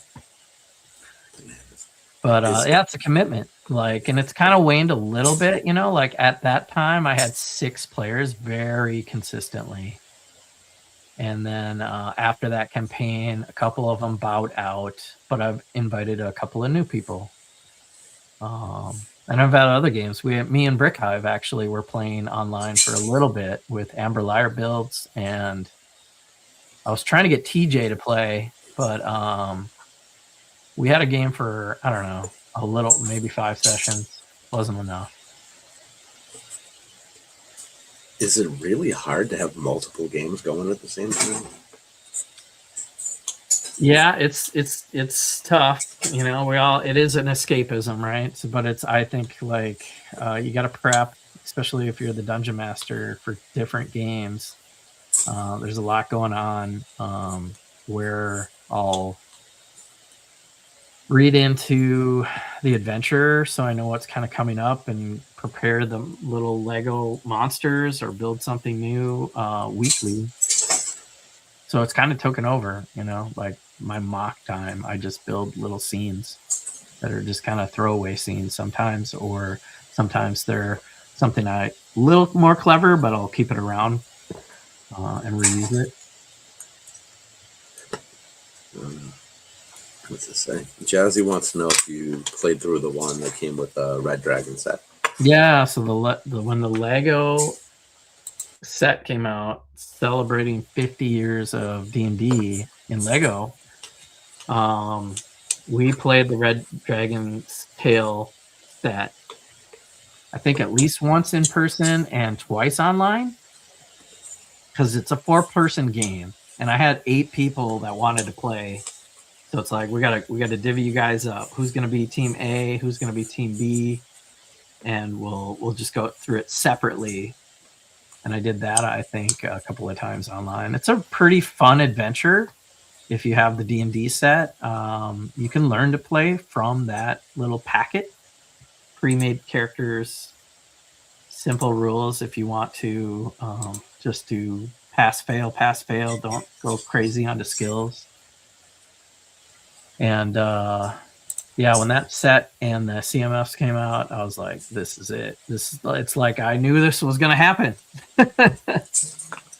It's another like, whoa, are they stealing my ideas? No, but it was cool when I went to Utah when that set got released. The designer of that team, Jordan Scott, was in Utah for the Brick Slopes. So I met him, and they brought him in to DM sessions for the Lego event, right? You know, there's like the Lego D&D. We're gonna do teams of 3 or 4 challenging another group, or I think, or I forget how, man. I've been to a couple of different ones. One was like player versus player, and another one, I think, the one he did was more like survive, and it was, I don't know, that was player on player too. I don't know. So many stories. But I met the designer of that kit, and he DM'd me. So I rarely get to be a player, and to be DM'd by the guy that made that set, or finagled it from Lucas Bolt, is the fan designer, and then Lego made the kit. But he was a big D&D guy, so he was all about it. And yeah, that Red Dragon Tale adventure is highly recommended. That's, I don't know, at least the 3rd or 4th time that Slopes has been mentioned. This is usually where Cody magically appears in chat. Nice. Interesting to see if that happens in the next minute or 2. Yeah. I swear he's got radar somehow. The Swag King. Yeah. So you said no slopes because construction in August. Yeah, that's Minnesota has 2 seasons, winter and construction. And it's not winter, so guess what? I'm heavy into the job, and I feel like it's everyone's different. I feel like, yeah, you can escape your job. I'll take a week off for Chicago in June. That's also when it's pretty busy. So I've kind of already taken my summer vacation that I feel like is appropriate. And to take another one, it's like, I've done it before, but it's this year seems rough. Yeah, it's funny because I work in construction myself, right? And similar situation, it's busy season. It's hard to get away. Just took 8 days or whatever for Chicago, so we're Yeah, putting slopes off. We'll do it next year somehow, yeah, and yeah. Highly recommend that it's one. it's wild because I don't know if you hear the same thing up where you are, but you hear all kinds of things about businesses slowing down, the economy's falling apart, and whatever. And I don't want to get political here, so we won't go that way. Business is hopping out here. Like the whole construction industry in this area has just been wild. Your whereabouts are you?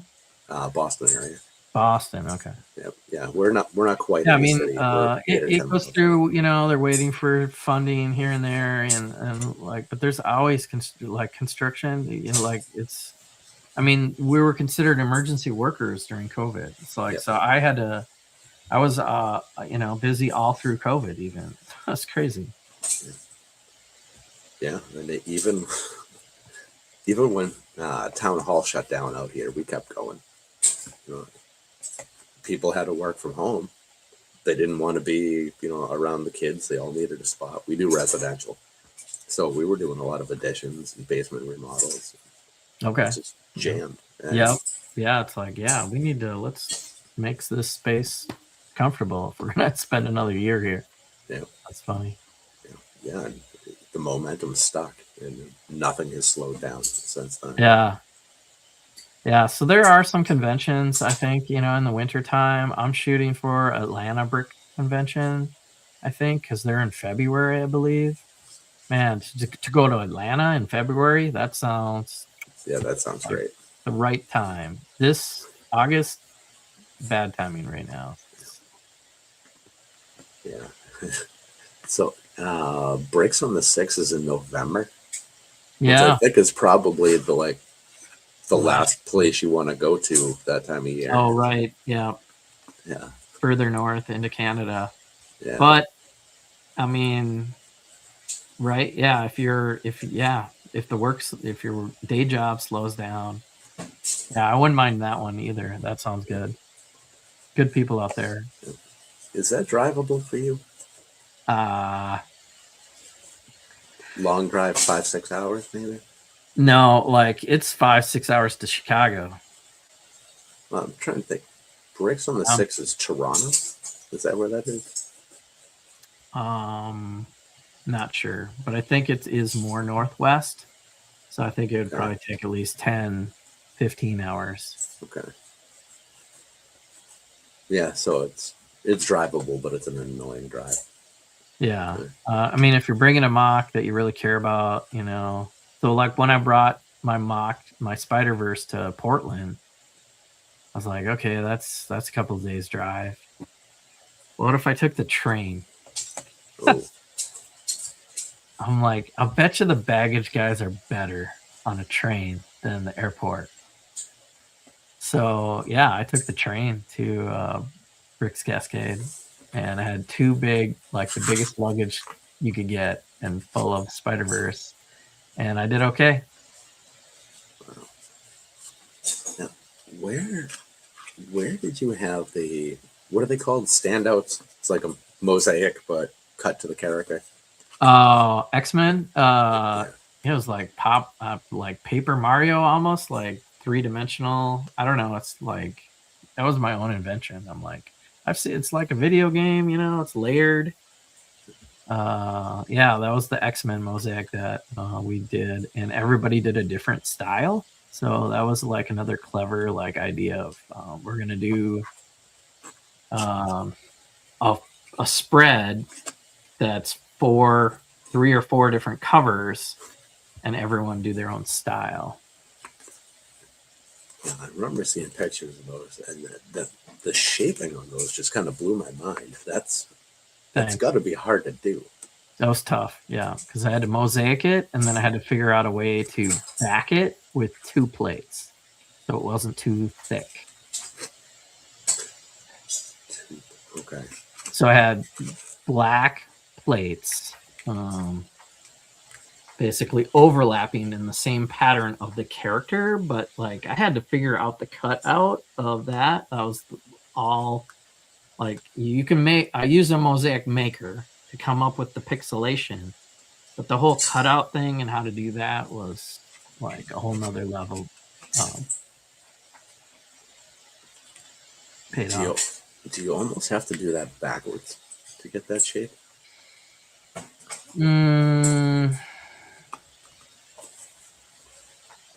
Yeah, I mean, you have to build some of it upside down, if that's what you mean. Yeah, I'm just, if you,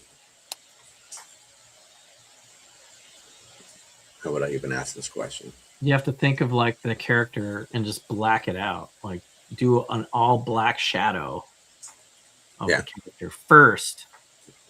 Just do like whatever your pattern is. Just think of the shadow of that, the outline of that character, and all black, and then do plates that somehow interlock.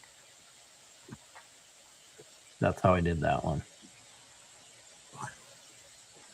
Was it a struggle to find parts that worked in those shapes? I mean, a little bit, because I wanted it thin, you know. So if there was like a headband or a little belt ribbon that was like barely, you know, off the shadow. The shadow of the big person was simple, but where their arms and fingers and legs got a little tinier, the tinier it got, the tougher it was. At that point, you don't want sharp edges protruding, right? Where there's no color coverage. So I was okay with like an edge, like seeing the black, because it's almost like the ink outline of a character. Yeah. So but you don't want shot from the side, bare studs. But then behind the character, I had to make up my own art background. So if the scene was a mountain and a sky and a few rocks, I had to continue that rock pattern behind the character. So when you peeked behind the character, I had to make up my own art. That's nuts. Yeah. Oh, wow. Yeah. So that was like multi-layers, like literally, of like making a comic book pop out, literally, you know, alive and still function. Hoarder's question here. Do you know if Mel is going to Brick Fair Baltimore?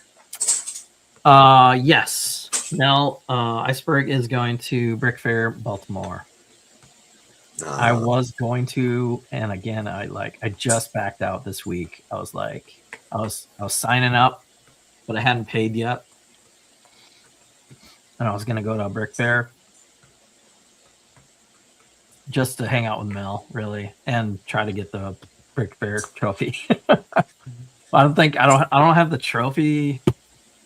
I don't have the mock ready to like actually compete. I don't know. And I'm probably wrong, but I wasn't quite ready for that one. And again, work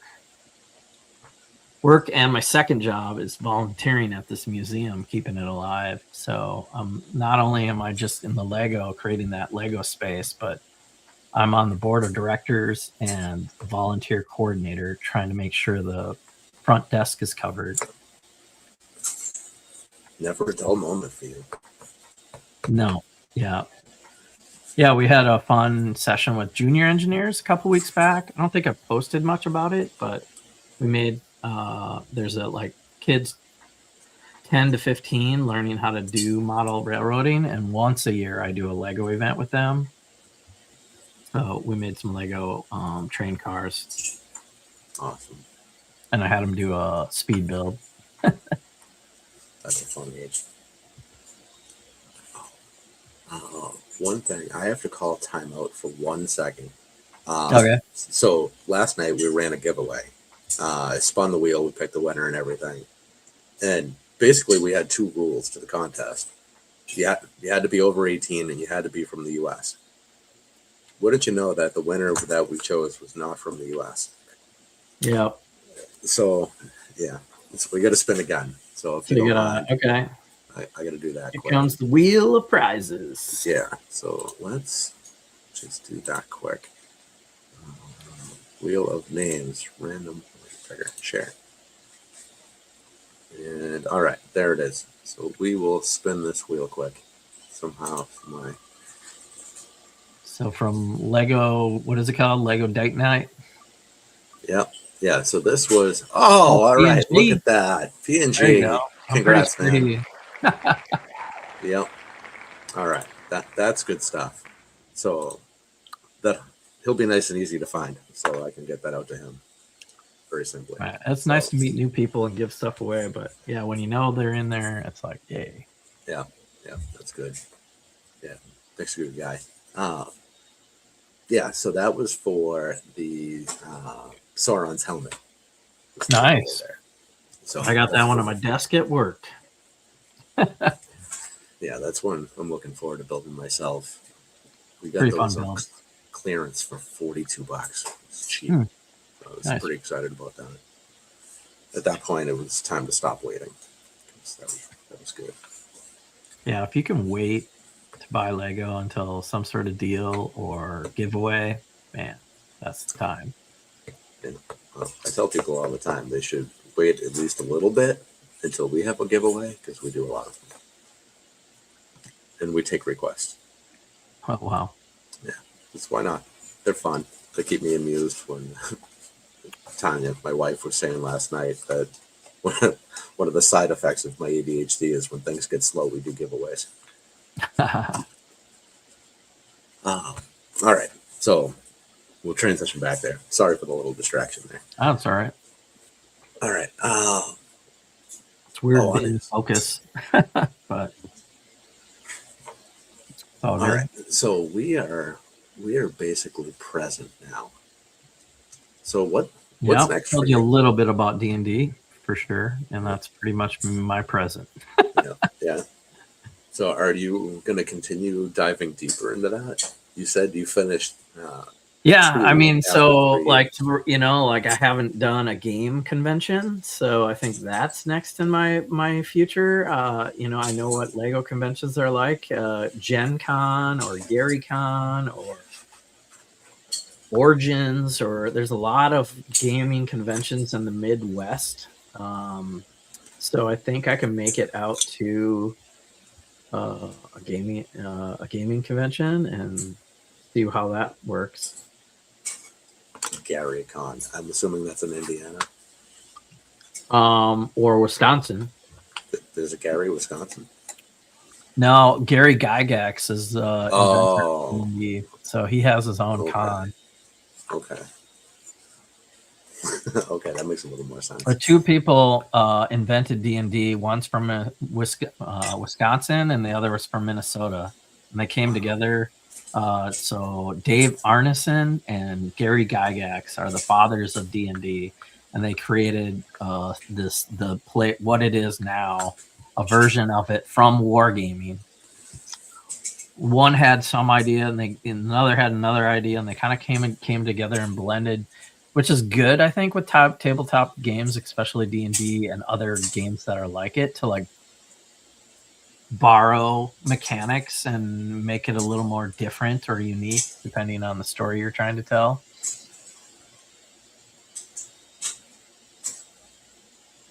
Daggerheart's the newest one that I'm kind of a big fan of, and Daggerheart is a different mechanic system and very story driven by the players. Like they can decide things, and like that whole idea of kind of letting them, like, you tell me what's in the room. I don't know. I just, I wasn't ready for that.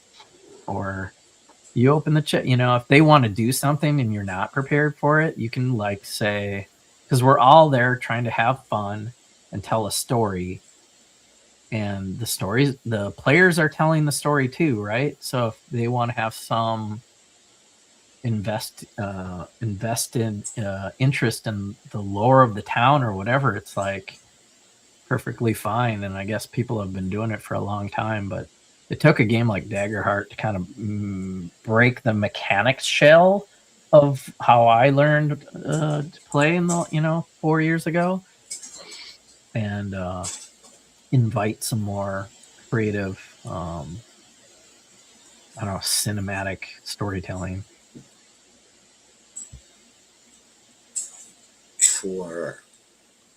For all of those games, whatever that tabletop RPGs, is that what you call Mm-hmm. it? Yep. Would you be able to mix Lego into any of them? Would be a similar kind of situation there. Would I be able to mix Lego into? Yeah, I mean, for Daggerheart, I just did like D&D. I made maps. For most of them, you still need a map and little players to strategically jump around and attack. So for the battle part, if there's any kind of battle, that's when the Lego gets involved. Okay.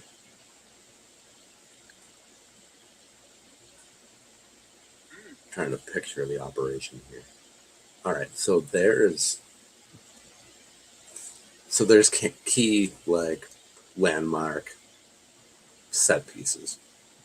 So we're like, all right, well, we know that in these like 10 scenes or whatever the number is, this is where major conflicts are going to happen. So you can plan ahead and build those.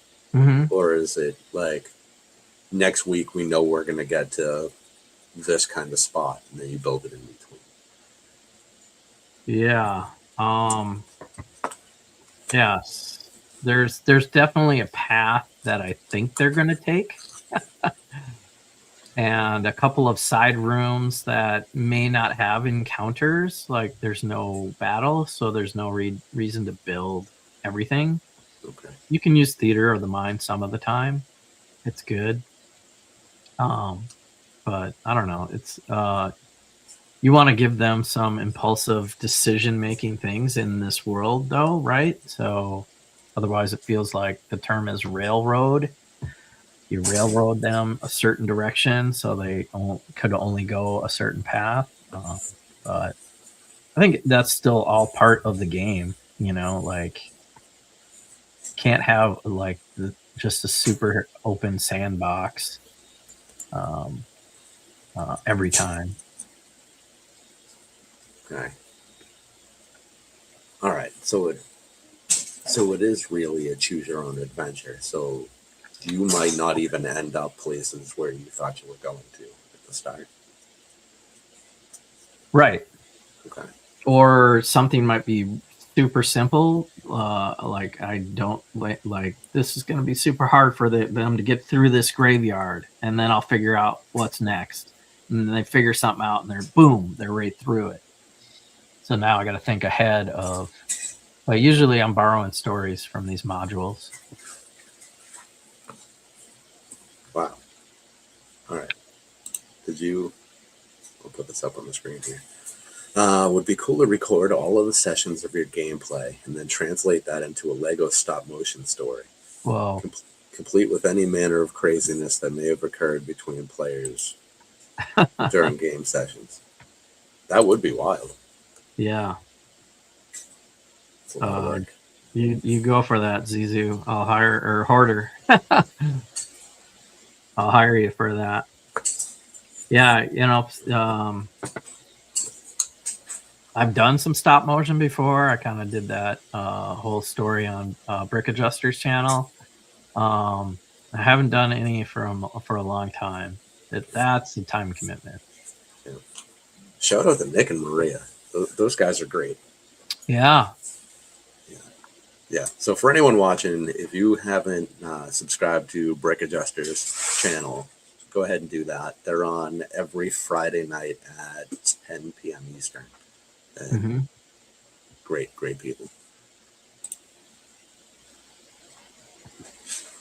It's always a pleasure to see them. My God, they're always so happy.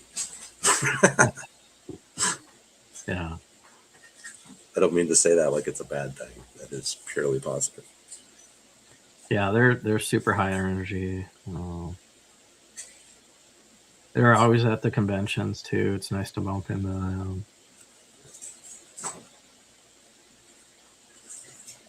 Sorry, I took a screenshot of the comic book auction I'm missing right now. Oh, I'm there every week, and yeah, Larry's there. Things have been waning down for them, so no prize book. Some of it's all the same stuff. are you still actively buying comics? A little bit, yep. So yep, every Tuesday I'm usually watching this Facebook auction, and it's Larry's buddy that I met in Colorado. So I like to buy a couple of book, $5, $10, $20 books. Not nothing crazy, but a handful of books every once in a while from them. And he has really he ships it really well, and the condition is like super near mint, so I can always trust that they come in good condition. And then I have a membership at the local comic book store, so Wednesdays new comics come out, and I'll usually try to snag whatever you think is going to be the new hot book. I wish I had picked up Absolute Batman a couple years back, because that is like the most recent hot DC thing. That gets so confusing. What part? The trying to pick the hot thing, because now there's so many different variants all the time. Yeah. And then you have, retailer specific variants, and then variants with 3 different artists. And it's like, there's 5 different covers for all the hot books, and or more. And then if they do if it's decent, they'll do a second printing, and then there's different covers for those. So you got to be careful. Like if you're trying to buy that first print, you won't know. You might know might have some, but then you got to be there the day of to make sure you get a copy, because they'll only get so many per store.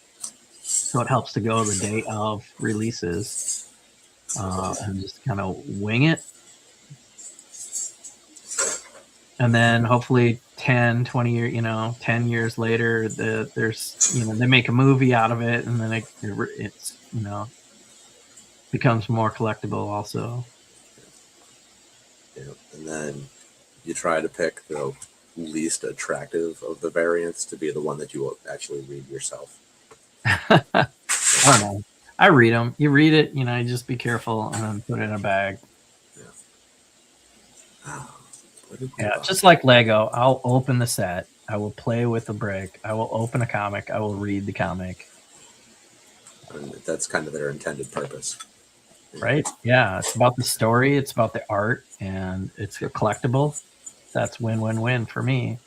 So that's another collection that's sitting in the backlog area where I don't know when when that becomes a retirement savings dump or something. Yeah, I offloaded most of the comic collection a lot of years ago. I hung on to the stuff that just personally really enjoyed. Stuff will crack again, read to the future, let the kids read at some point, that kind of stuff. Yeah. It's been a long time since I bought anything. Yeah, there's might have to pick up again. Yeah, there's good stuff all over but it's, I don't know. What was the last thing I bought as a new release? Was it the 1000th Batman? I think it was. Yeah, there was a 1000 Batman Legacy. They're like legacy issues now. They're keeping track of like all the continued numbering system. That's crazy to think about. 1,000 issues. Right? Wild. When you can only do 12 a year. Yeah. They're monthly series. Now, I wonder with that, because I don't think I ever saw a proper explanation of how they defined 1,000, because it started off Detective Comics, right? So that includes all of that. Does that also include all of the other stories, like the not like mainline Batman stuff? How do they count that? Yeah, they're trying to keep it to a one issue. I think a single type of issue per month. Okay. As far as an ongoing series. But yeah, like Detective Comics is way up there in the hundreds, and Batman and Superman and stuff, Spider-Man. They're like, I don't know. I don't have all of it figured out, but it's kind of new that they're like actually printing legacy numbers on. So it'll be Spider-Man issue 11 because they keep restarting the numbers, but it might be Legacy 750 or whatever. So I think they try to stay true to it's that one character or team.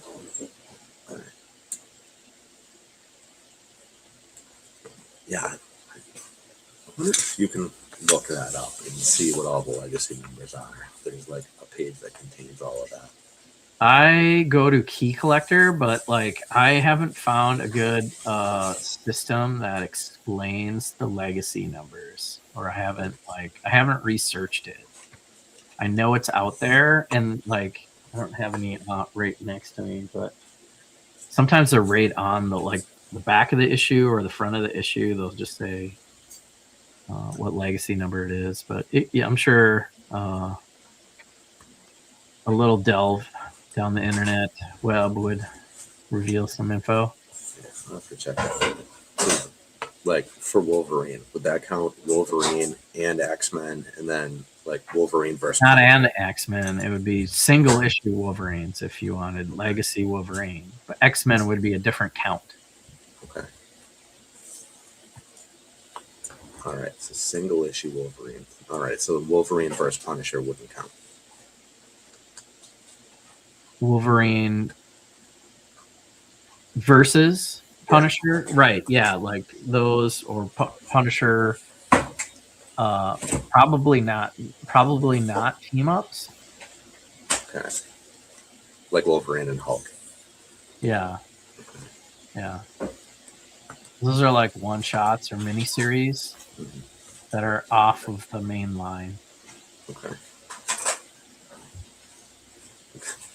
Sooner or later, everybody either teams up or fights everybody else. Yeah, I mean, as far as issues with that character, like if you think Batman 1000 is crazy, it's probably I don't know tens and who knows of thousands of comics that have Batman or a Batman on the main team or title. Yeah, because even like the silly Batman appearances ended up in comic form. What was that? Batman met Scooby Doo at one point, right? And ridiculous things. Yeah, I'm always pro Scooby. It's a little weird in comic form. yeah. There's some crazy Scooby and Archie comics still. They're doing like weird stuff. Yeah. Angel is coming back. Like Angel, Buffy the Vampire Slayer. That Angel. Oh yeah, is coming back. Well, they're rebooting him, Buffy, I think, or something. They, what was it? Hulu was going to have the contract for that, and they ended up shutting it down before the pilot. Not a good idea.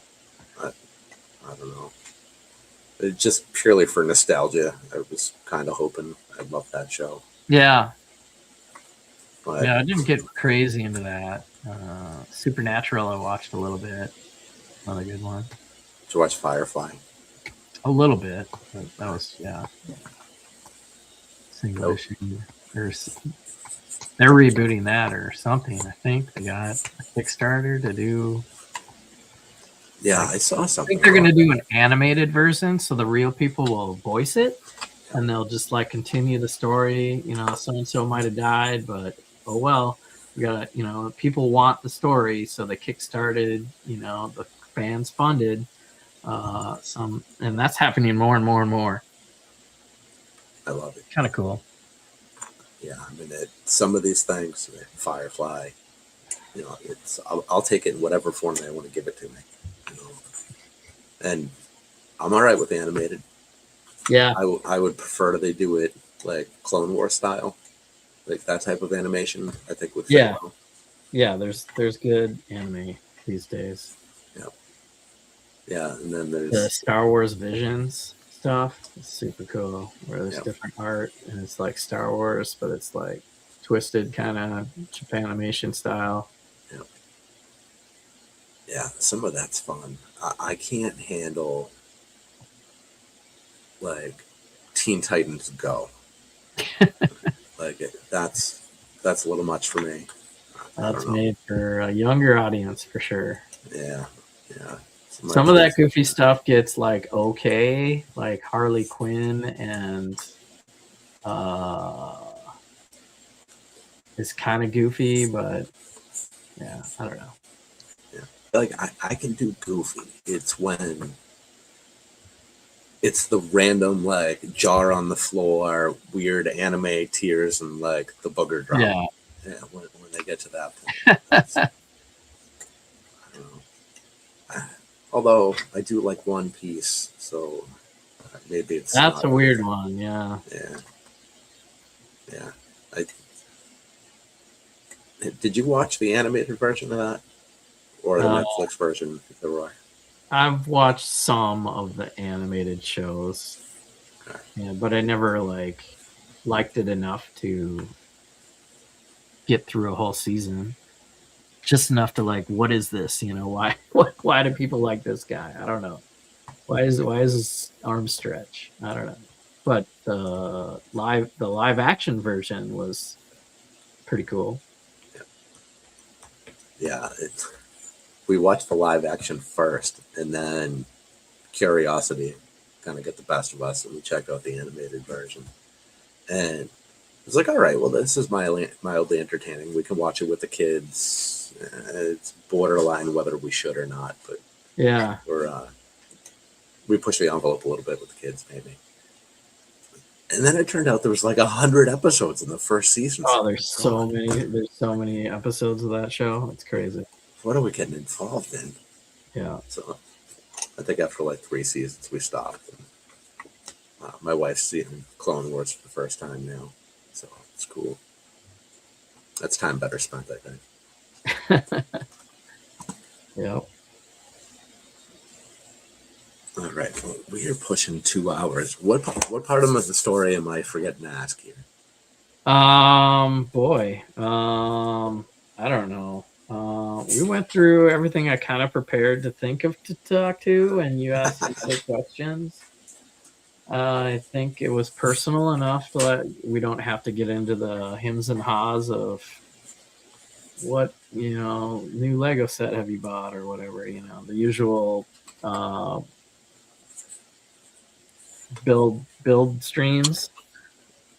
So I've got a sig fig. I've got a couple sig figs sitting here. So I've had 2 sig figs. Oh, hold on. That's something I can show off. Boy. There is a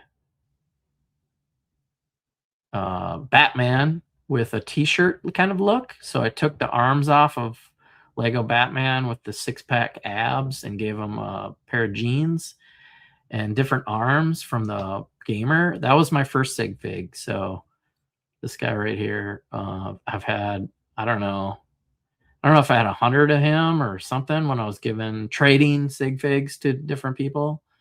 And then, so in the last, 3-4 years of playing D&D, I'm like, I don't have that guy anymore. So let's do a D&D version, Dungeon Master Jesse. So here is Dungeon Master Jesse version. And he's got like a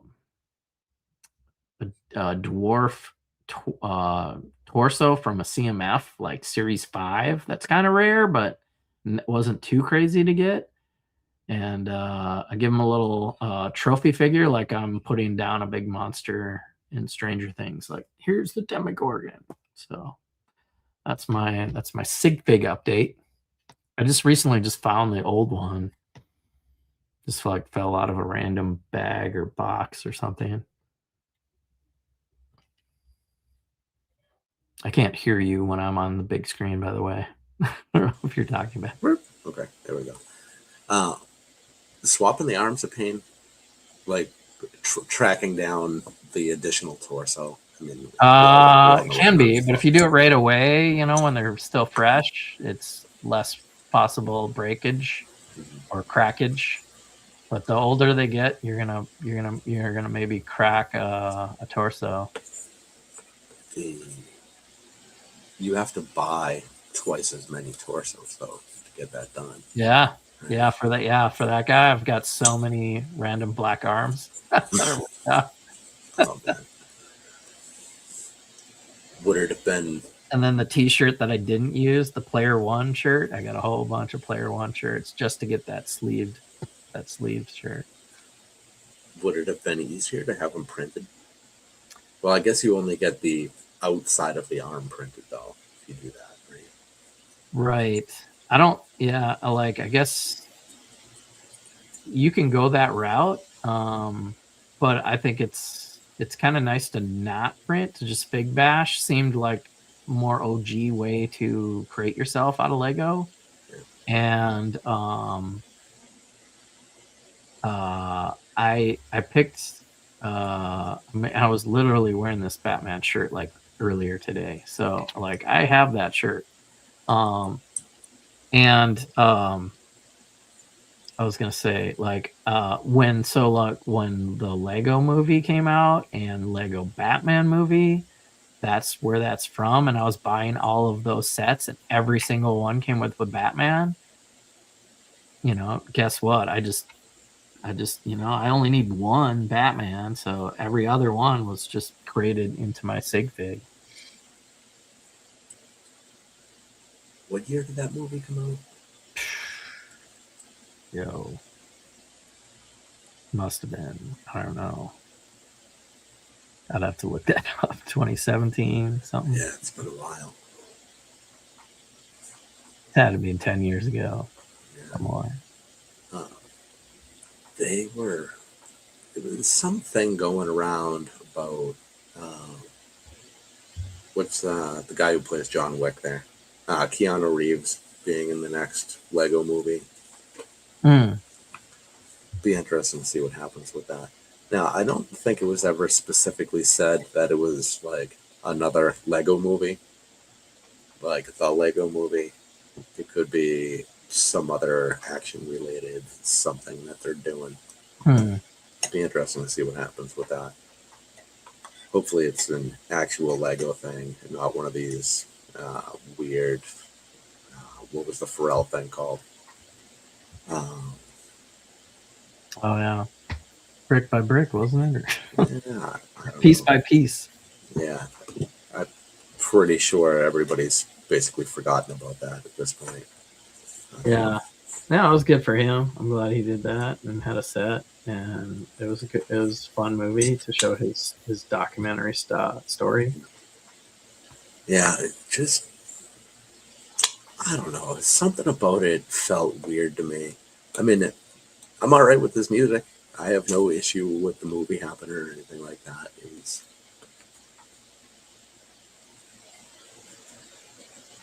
I don't know if it was just the marketing that was weird.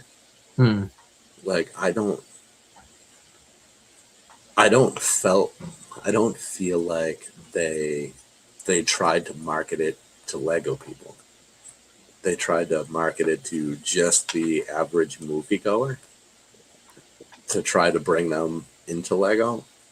Yeah. It's like, I like to be sold to too. Yeah. You know? Yeah. I don't know. I mean, they had the one set, and it was a cool little ship, and had all the flesh tone heads that I liked. I was like, dang, this is a good little flesh tone head pack. But Yeah, the movie itself. Like they're doing that a lot these days. You know, Olivia Rodrigo sets. They're doing that just for her fans, way more than the Lego fandom, to bring more people in. You know, that's that gateway Lego set. Yeah, I feel like with that one, I mean, I didn't know anything at all about her until I saw that the sets were coming, and then I did a little bit of homework because I was curious. But I feel like they're at least attempting to market that to existing fans. Mm-hmm. With the Pharrell thing, I almost feel like they forgot about us, and that felt weird to me. Mm. But and I think after that was when I started noticing more and more they were doing things that had nothing to do with their like actual fans of the hobby. Mm-hmm. Maybe it was just coincidence of timing. I don't know. Yeah, Strange. It's been a lot of that. yeah. I mean, I'm not gonna guess at what they're doing, but they've got the means. They're gonna try it. They've tried so many things, try and fail. You know, if you don't put your name in your hat, and that you know you can't win, so they're gonna try everything they can to keep being the number one toy brand. Yeah. Well, yeah. I mean, without innovation, you get stagnant, and then that just spells your death, right? Yeah. Yeah.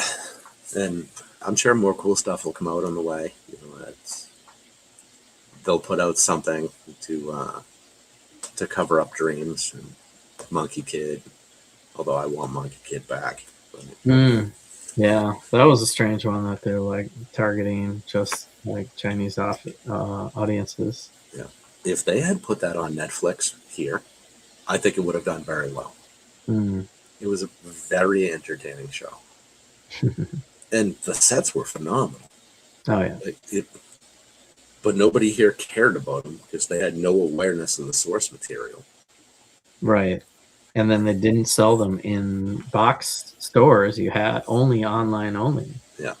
Yeah. And if you can't see the source material and you can't actually see the set in front of you, Yeah. what are you going to do with that? Yeah. Another weird experiment. Yeah. Yeah. But the sets were so good. They were Ninjago, but taken up another notch or two. Yeah. Some cool parts came out of what like the staff. Now we have a different hilt that's not a lightsaber blade. Mm-hmm. Yeah, a lot of good stuff there. And oh man, the colors. I mean, we get the colors now from all of the Lunar New Year sets. Whatever, we get a lot of that palette. Mm-hmm. I don't know, good stuff. All right. Right on. Well, we can wrap it up if you want. All right. We've talked about Yeah. me. Now we're kind of going down the Lego general Yeah. thing. And I can All right. talk Lego, but All right. So, anywhere special you want to plug? So I have links to your Instagram and your YouTube channel in the show description. So everybody watching, go check that out. cool. Anywhere else that you want to plug? I mean, I just started the Instagram account for the Lego Train Club, so I'm running that. So if you see GMLTC, Greater Midwest Lego Train Club, in the grams, I'm GMLTC. Yep. There it is. That only has 5 posts right now, but I got it up to almost 100 followers. So Right on. I'm following Lego creators, and you'll get followed back or whatnot. All right. I will drop that link in chat. Definitely. That's nice. That's the lug I'm in. Twin lug is the other one, but I'm pumping GFLTC because Lego's changing all the rules for being a lug, and they want a social media presence, and they want you to have branded T-shirts and all this crazy stuff. And we've thought about these things, but drag our feet a lot because we're complacently happy in this museum. We don't have to be selling gimmicky events that are centric to a certain theme or smart brick or whatever, like we're not set. We're promoting Lego, but we're not like relevantly promoting like their current line and stuff, which I think is what their direction that they're taking right now. So I'm not gonna say things are gonna change for what we do, but we are gonna try to have more of a social media presence on the gram, and that would be cool. Yeah. So if anybody sees that, that's legit. And I've already got a bunch of people followed. So in a day, I was like, nice, this is working. You just got to follow people and they'll follow you back. So that's about it. I'm on Friday Night Bricks. Friday Night Bricks is a YouTube show that is pretty much a guest host or co-host of. So you can see me Fridays, and then usually right after Friday Night Bricks is Critical Bricks, where we play Dungeons and Dragons using Lego. So you'll see cross promotion of Friday Night Bricks and my Lego D&D stuff. So thanks for having me on and let me plug a couple things. Yeah, absolutely. Friday Night Bricks, what time is that? 7:00 Central. So 8 p.m. Eastern. Yep. Okay. So that's an early show. Okay. Yeah, but it usually goes all night. Like it's a 3, 4, 5 hour show. That I mean, I don't think he's gone that late. But you just like there's no dedicated stop time. So if people show up and they're having a good time, you'll see a lot of the people in your chat, Hoarder 66 and Zizu in there. Other people that join the show include the owners of Brick World, Brian Bonahum and Mark Larson. And the show's going. It's on like episode 420 something. So wow. It's like a 10-year history or something crazy. Yeah. So Friday Night Bricks is my other homie's channel that I'm pretty much a co-host of, and I'd probably leave it at that. Okay. That and check out GMLTC. That's a new one, so I'm glad I got to say that. All right, beautiful. All right, well, everybody can go check out all of that. The good times this order. Yeah, so the link for that Instagram is in chat now, and I will try and add that to the description when we sign off. But Jesse, thank you so much for hanging out tonight. This has been a pleasure. Cool. Yeah, you saved my pocketbook. I didn't buy any comics. Well, you're welcome, and I'm sorry. Yeah, all right. You got to choose your things, So this was something new, and I was like, when I saw your invite, I was like, okay, he's legit. He's all the same people. But a Tuesday, I was like, we'll make it work. So yeah, it's a tough night. Can't say I'll be watching on Tuesdays, but usually I am starting to watch, and check in and say hello. Yeah, I appreciate that. So yeah. It's a tough night, but it's the only empty one in the week. So take what we can get. All right, do whatever works, man. Everyone out there, do what you think is fun. Don't try to win. Just try to do something cool and be kind to each other, and good things will happen. Yeah. All right. Well, on that note, I appreciate you so much, everyone in chat. I love you guys. I will see you next Tuesday. PJ Bricks is going to be on with us. It's Peter over from the world of TikTok. So until next Tuesday, good night, everyone. Thank you again.